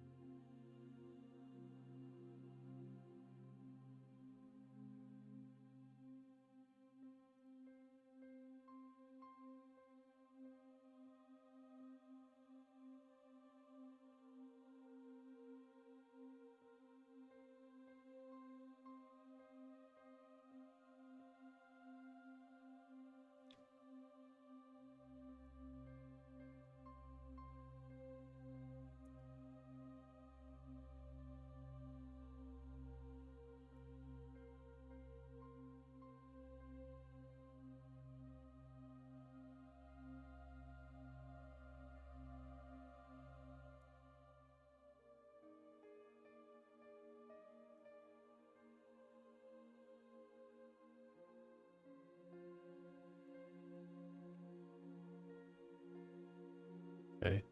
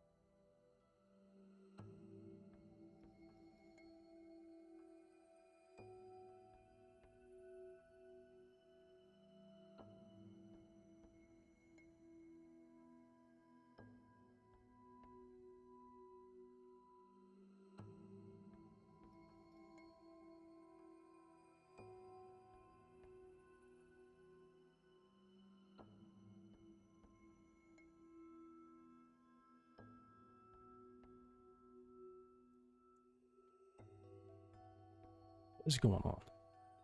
It's not correct. This isn't right. These should be... Why are they there?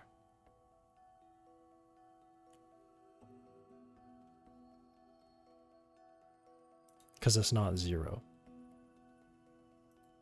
That's not 0.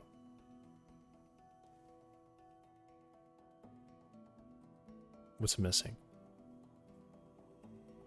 Like, what? What is missing? Why are these two things different?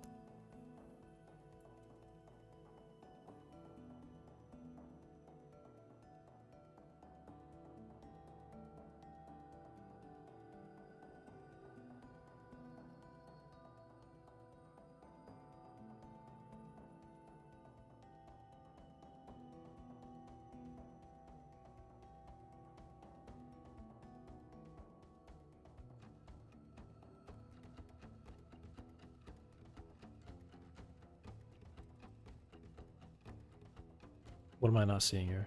Why are those the zeros? Those are not the zeros.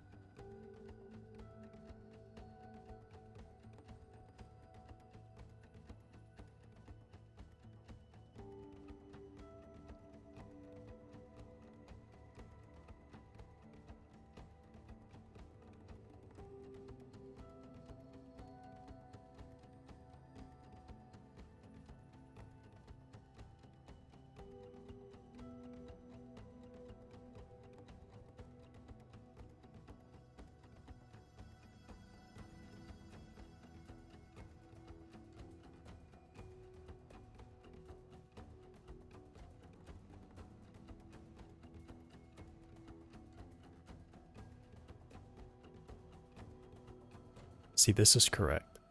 This is correct here. Why is this other one not correct?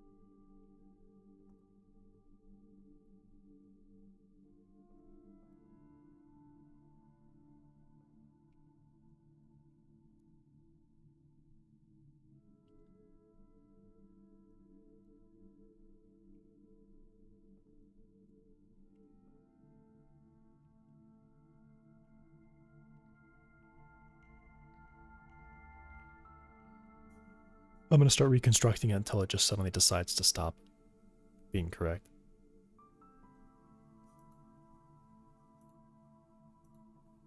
Because now I'm like quite upset about this.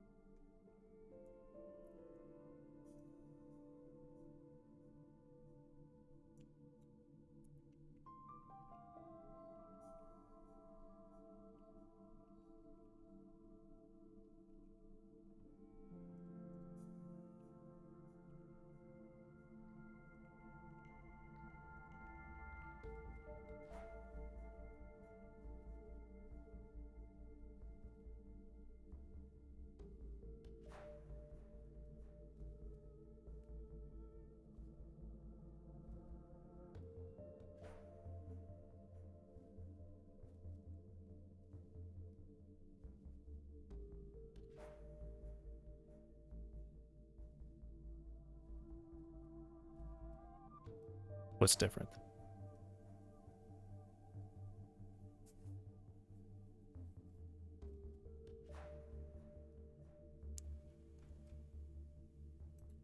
What is different? Why is this different? It's already different. Why is it different? What's different about this?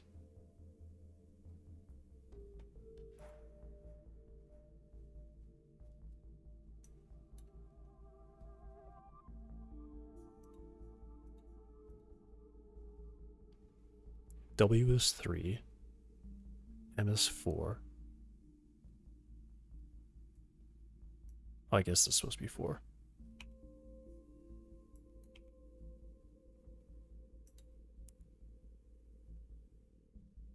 So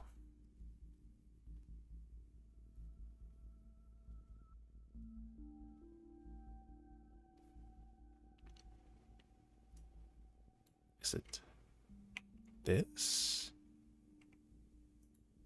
Okay, now I'm really confused.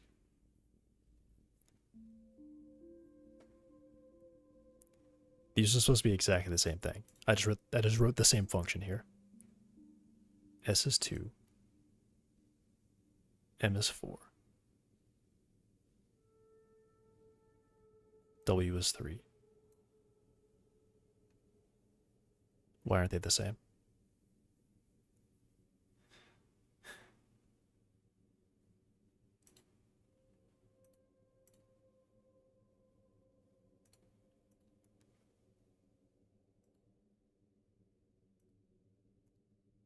Okay, so at what point does the blue thing go away when I start plugging in values?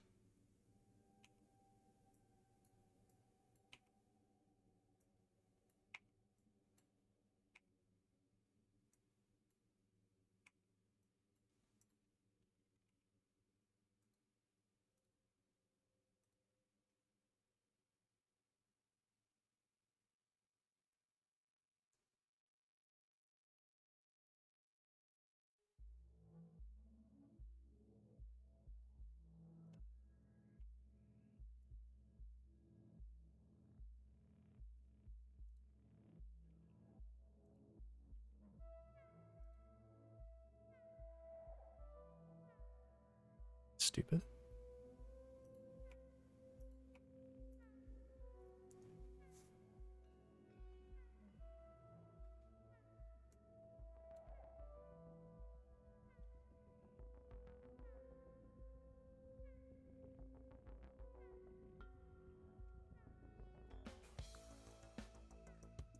What the hell is the difference between these two lines?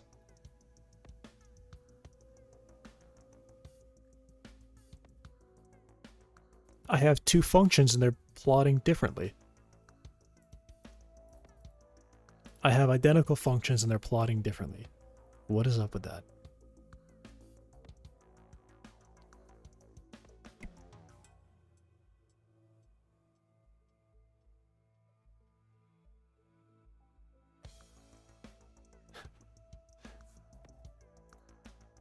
What?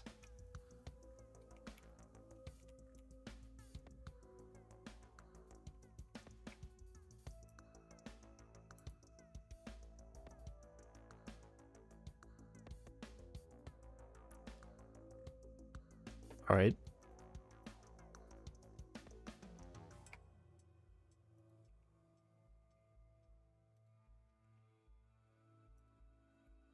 What has changed?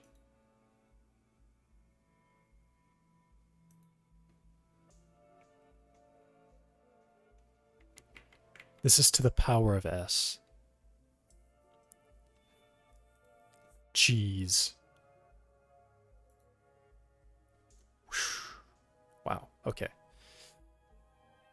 The very first thing I was doing was wrong the whole time. Okay, so this is being raised to the power of S, which was really hard to see that that's what was happening. Okay. Wow. All right. So, good God. All right. M equals this.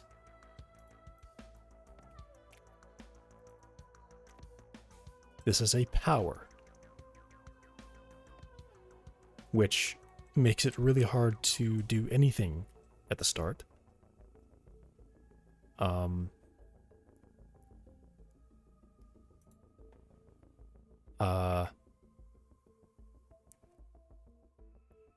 I can fix it by making this to the power of 1 over s, I think.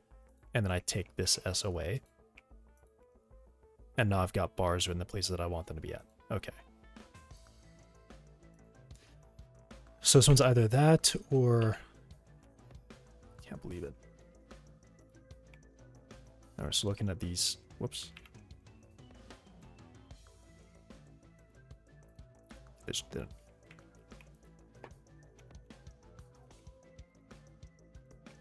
So I'm looking at these two. Jeez. These are the two solutions. Multiply by W.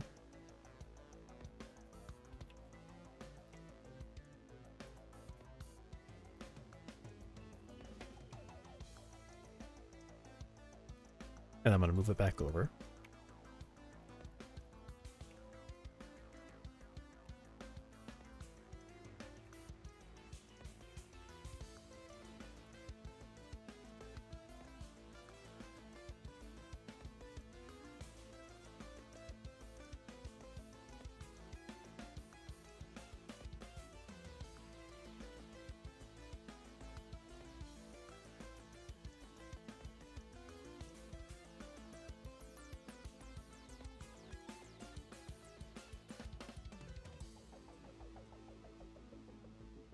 Okay, so this...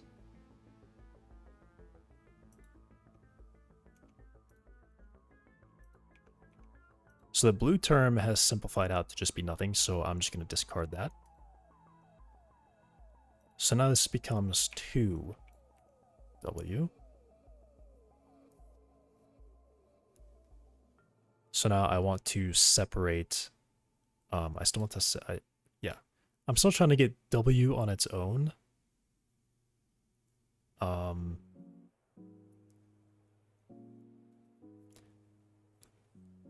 So what I can do then is get...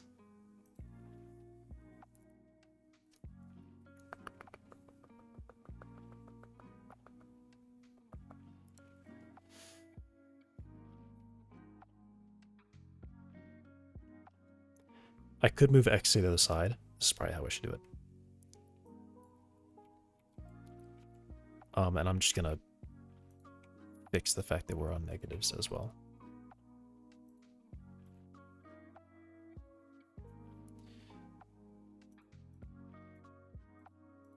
Okay.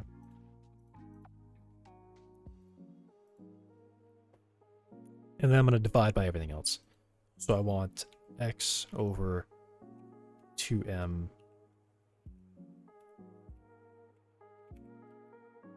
is W. So this value is whatever I want it to be. So W is going to be 3, in this case pi, over 2M over 1 over S. My... sheesh. That was just... okay, that was a journey. That was a journey. This just does not look like it's raising to the power at all. Can I parenthesize that? It still doesn't look like it's being raised to a power.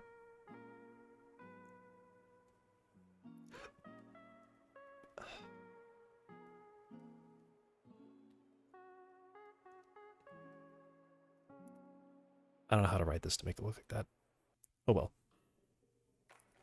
I've got it. I have the maximum, can be whatever I want. This will intercept there. And then I tune this to be whatever I want. I might even make it where this is specifically... well, I don't know. Because it kind of has...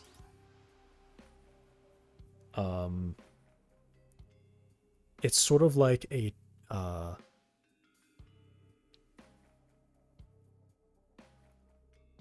an exponential thing. So it might be that I want... this would be S0. And this would be S 10 to the power of S. And so now I would say S0. This would be S1. This would be S1.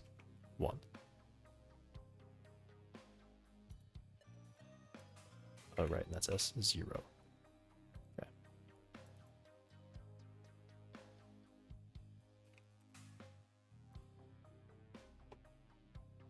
It still doesn't like that for some reason.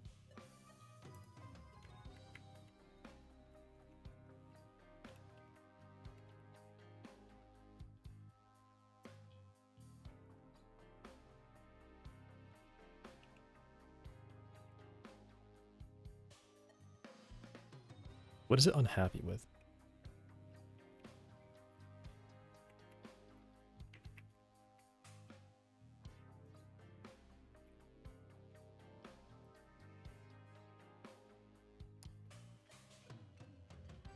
Where's the S?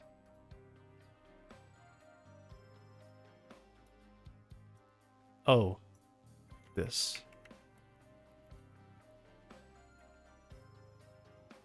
Okay. And now it has a very odd shape.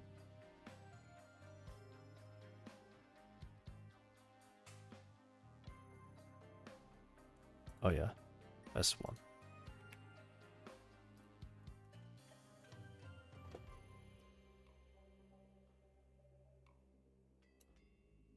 Okay.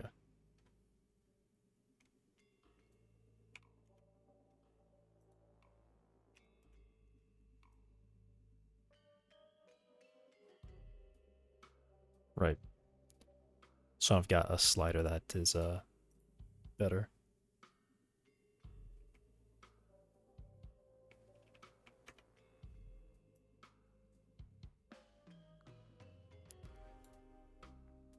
And in fact, I may as well limit this to pi because otherwise that's kind of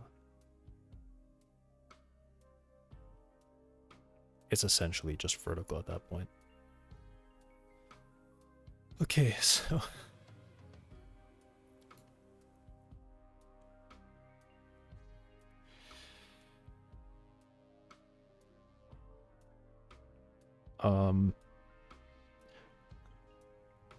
this actually does sort of have a problem. This is probably more supposed to be 2 pi.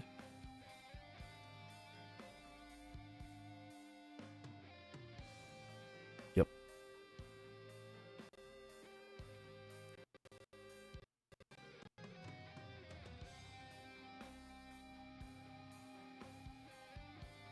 Yeah, this makes sense.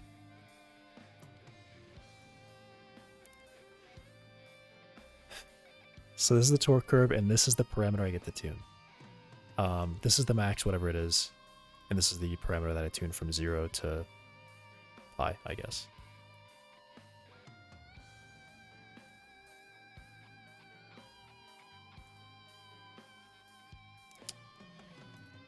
All right, let's plug that in. So the torque is going to be the maximum. Well, actually, that's just the output, isn't it? That is just straight up the output. So how can I get this in terms of... yeah, because I actually want this to be fitted to 1. So this is actually supposed to be 1. So I'll just put 1. 1 raised, I think, yeah, 1 raised to any power, to any root. Oh, wait, this is a root. Hang on, what? No, this is just 1 to anything is just 1. Yeah. So this term falls out. So it's going to be x minus w over w. That the power of, and not the parentheses, make it harder to see. Okay.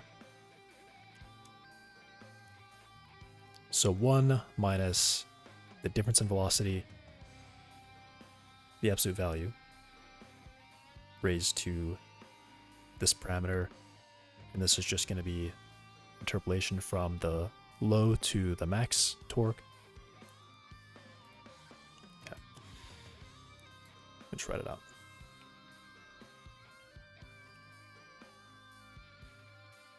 One minus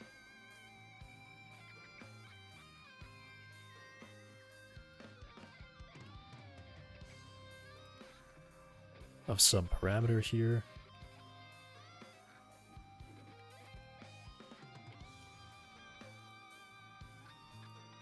I'll just call it a torque curve. And then minus W, and this is what, this is W. Whoops. Yeah, this term actually goes away. And this just becomes pi. So W is pi.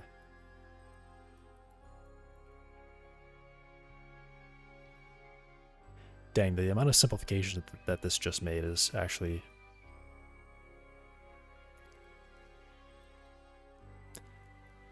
What? Why did I go through all that? How did I do that?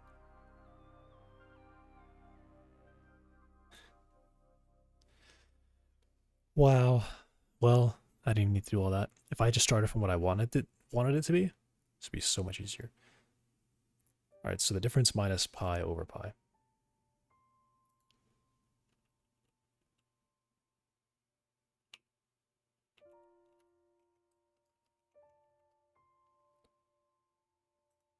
Wait, yeah, the difference.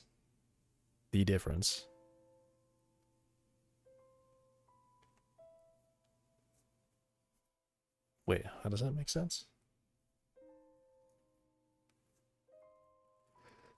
X is the difference in velocity.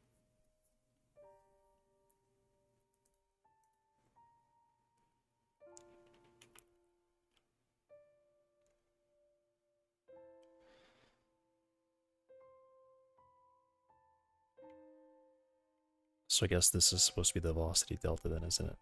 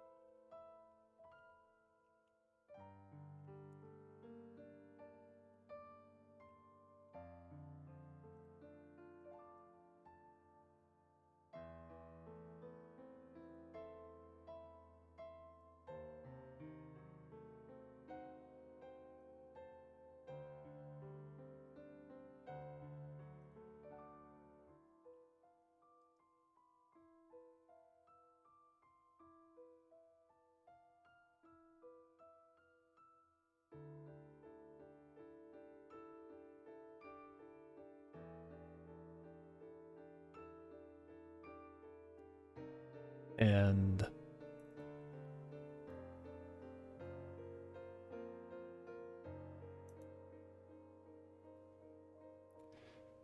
oh.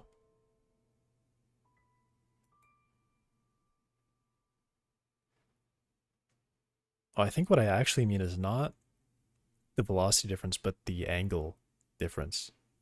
How much angle is it? I think that's supposed to be the torque. So this should be the IK angle.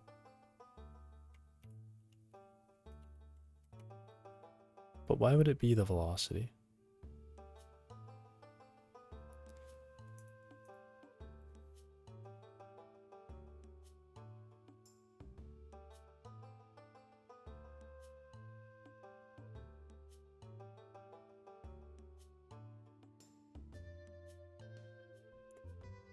The velocity...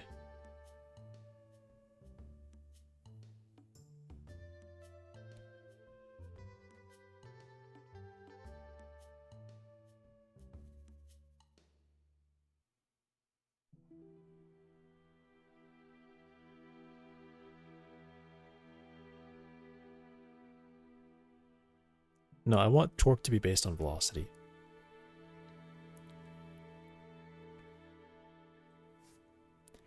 So I might actually have this kind of the wrong way around.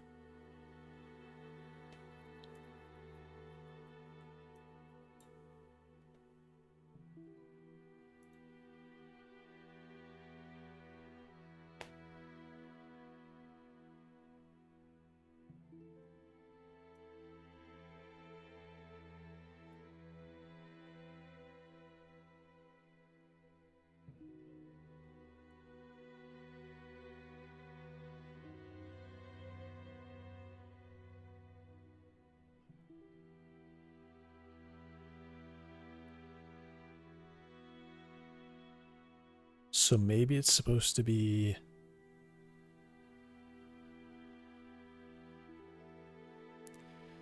the x-axis could represent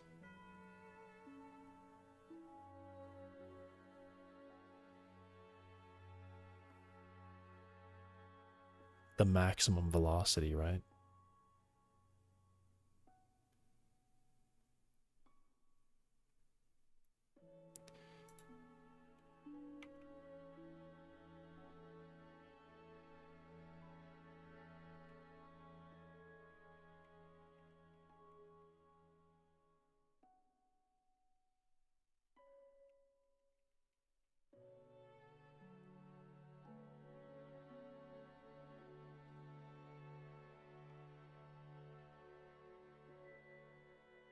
I was saying the velocity delta.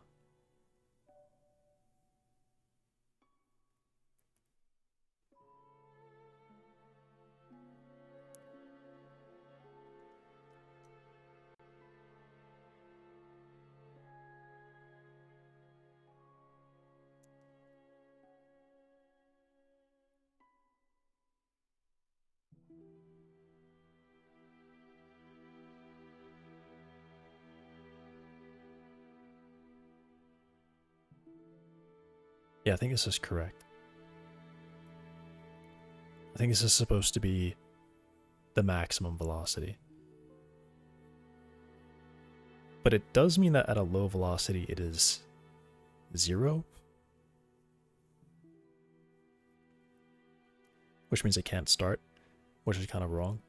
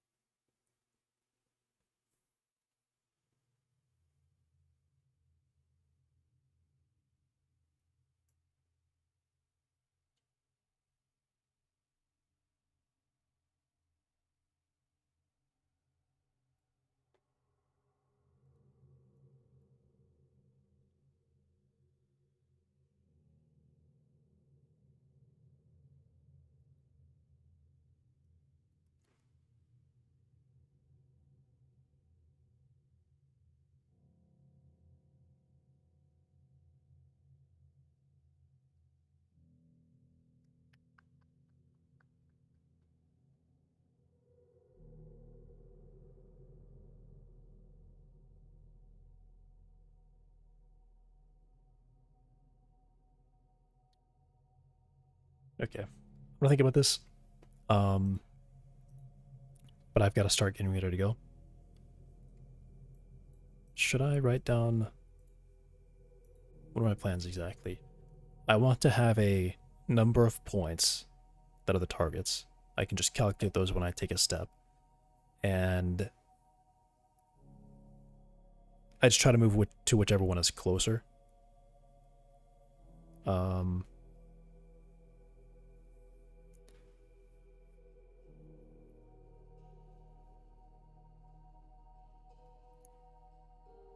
Try to move to whichever one is closer. And then I need...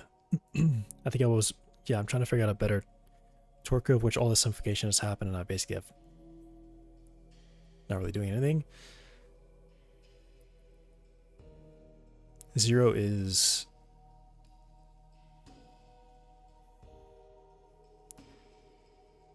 Maybe I could just say that... where x is less than 0.5.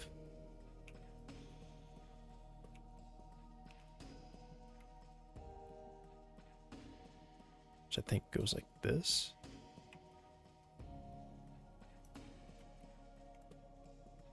I think it's the other way around.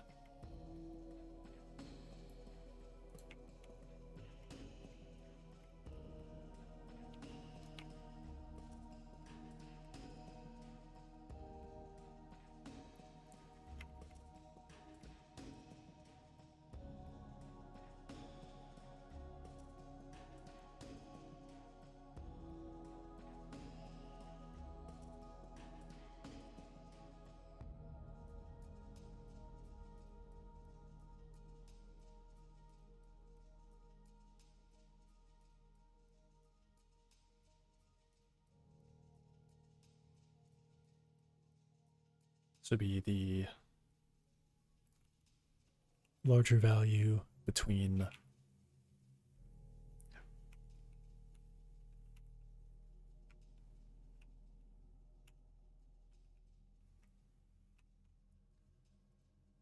this and I guess you can say M.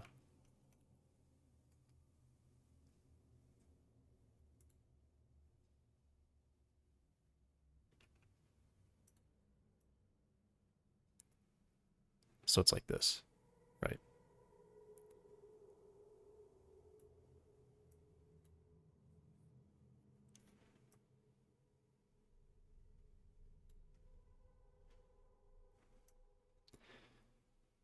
So that way at low values it will not hit 0 and be unable to do anything because the torque is at 0.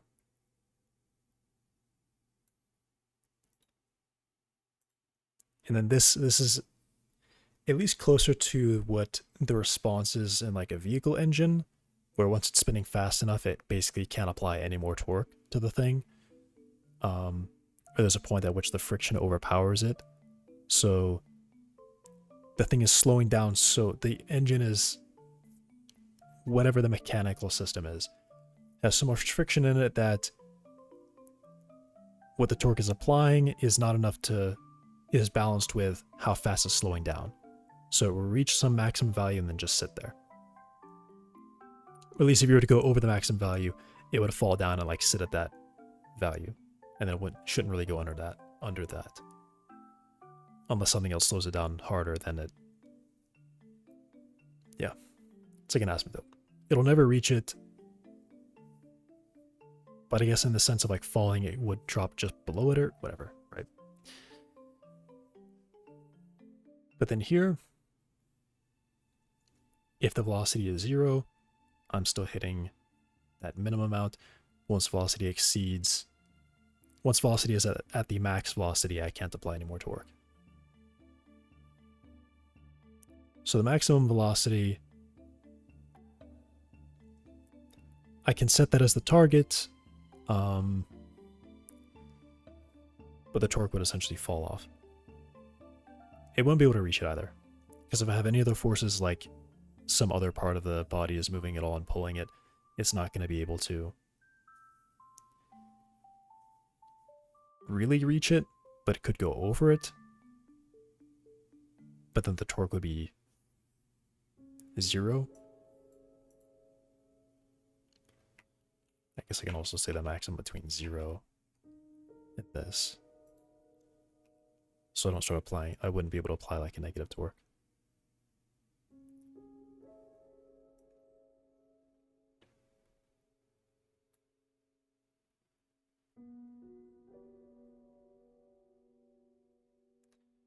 So I could say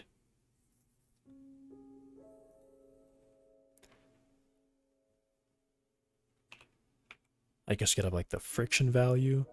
No, that's not really how I should do that. Well, I guess it actually would be a friction value, right? Because then it's like a resistance to it. So I could always have something here.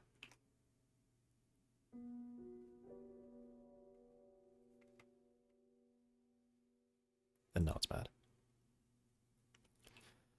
Let's say torque friction and then torque mid.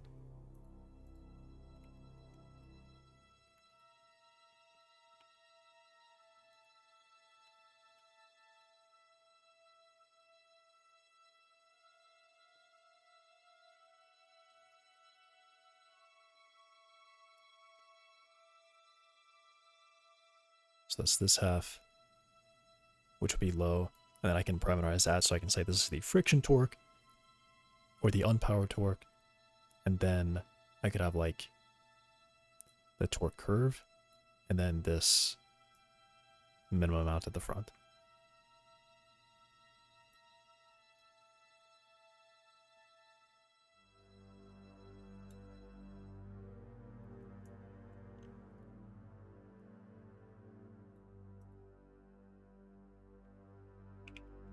Just like 2.5.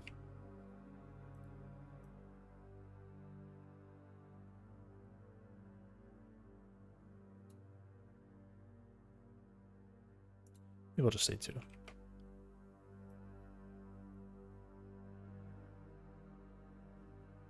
Okay.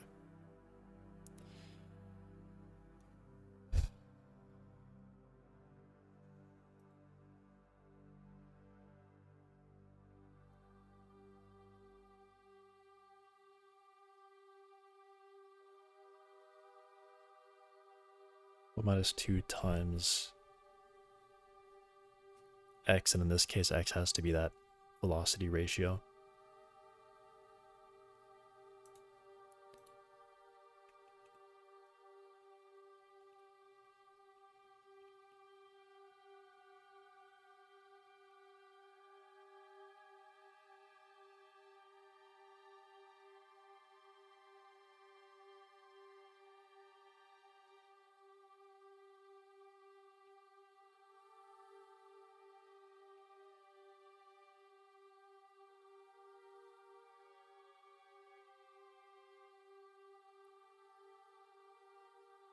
Guess I don't really need the bars, do I?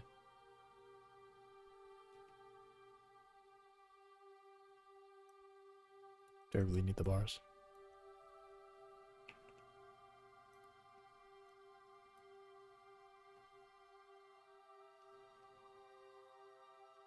I do, yeah, obviously. What is that website for the algorithm thing? The graph? It's Desmos. Desmos.com.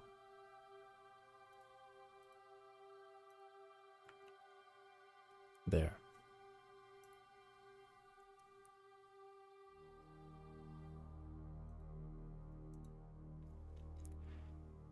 I probably don't even need to do absolute value here, do I? Where's the vertical bar? If I were to do this, does this change anything? It changes that side. That doesn't matter. Okay, so I don't need that. And just do this. So it's 1 minus the absolute value of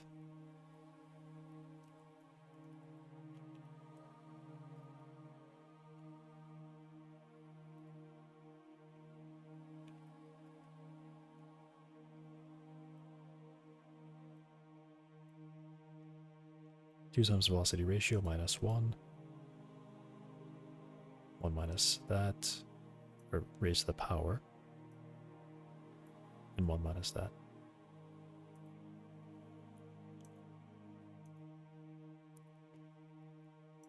And then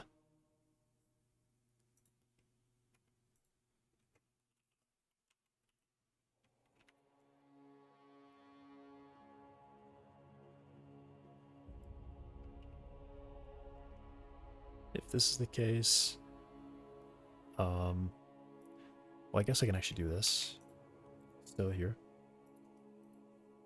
And I say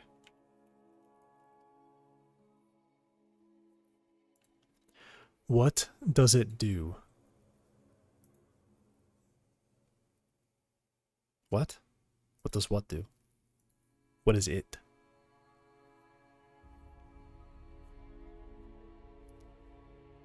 I need to start wrapping up because I gotta get ready.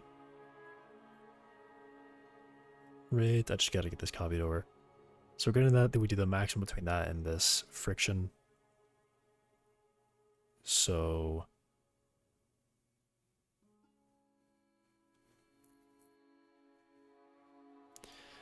well, I guess it's more like this. I would say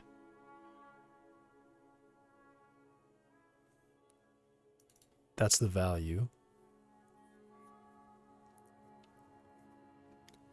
If I am less than 0.5,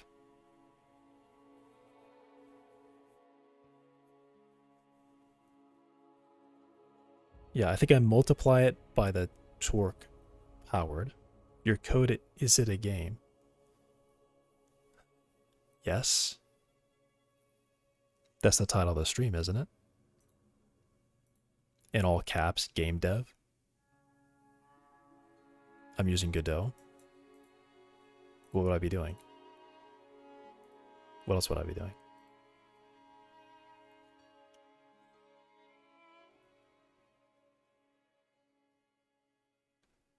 I think you just multiply by...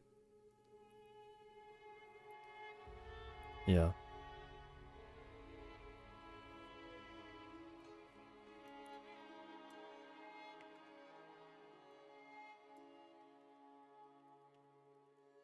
You just do that. And then...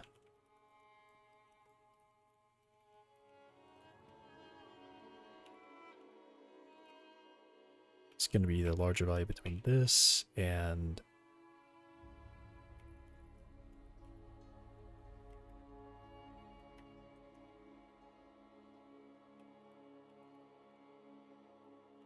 I'll just say torque min.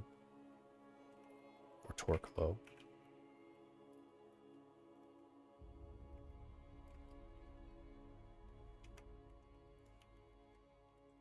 No, wrong way around.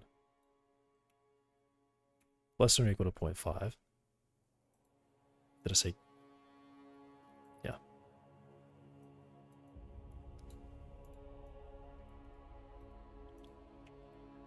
Otherwise, I'm doing... I'll call this torque friction. No, I can't see the title. I'm using custom program made, so I don't get ads. Okay. I don't run ads anyway. So think about, I think I should add the title. Yeah.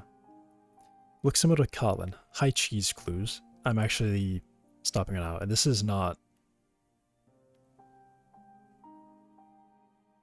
It's not. It's more like Python. Not familiar with Godot as much. Check it out. Mainly build GUI with custom tkinter. Okay. Well, yeah, Godot is a game engine.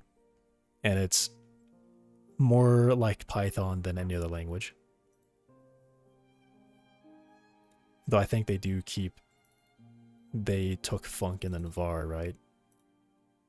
I haven't used Kotlin in a while. Okay, but I've actually got to stop here. So I'm going to be going, and I'm going to be going long enough that I'm just going to stop the stream. But probably going to be coming back once I'm starting again, once I get back.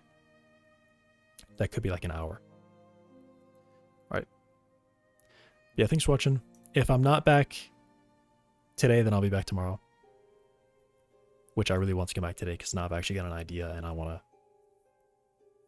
need to work on it. So yeah, that's it. Thanks for watching. Goodbye.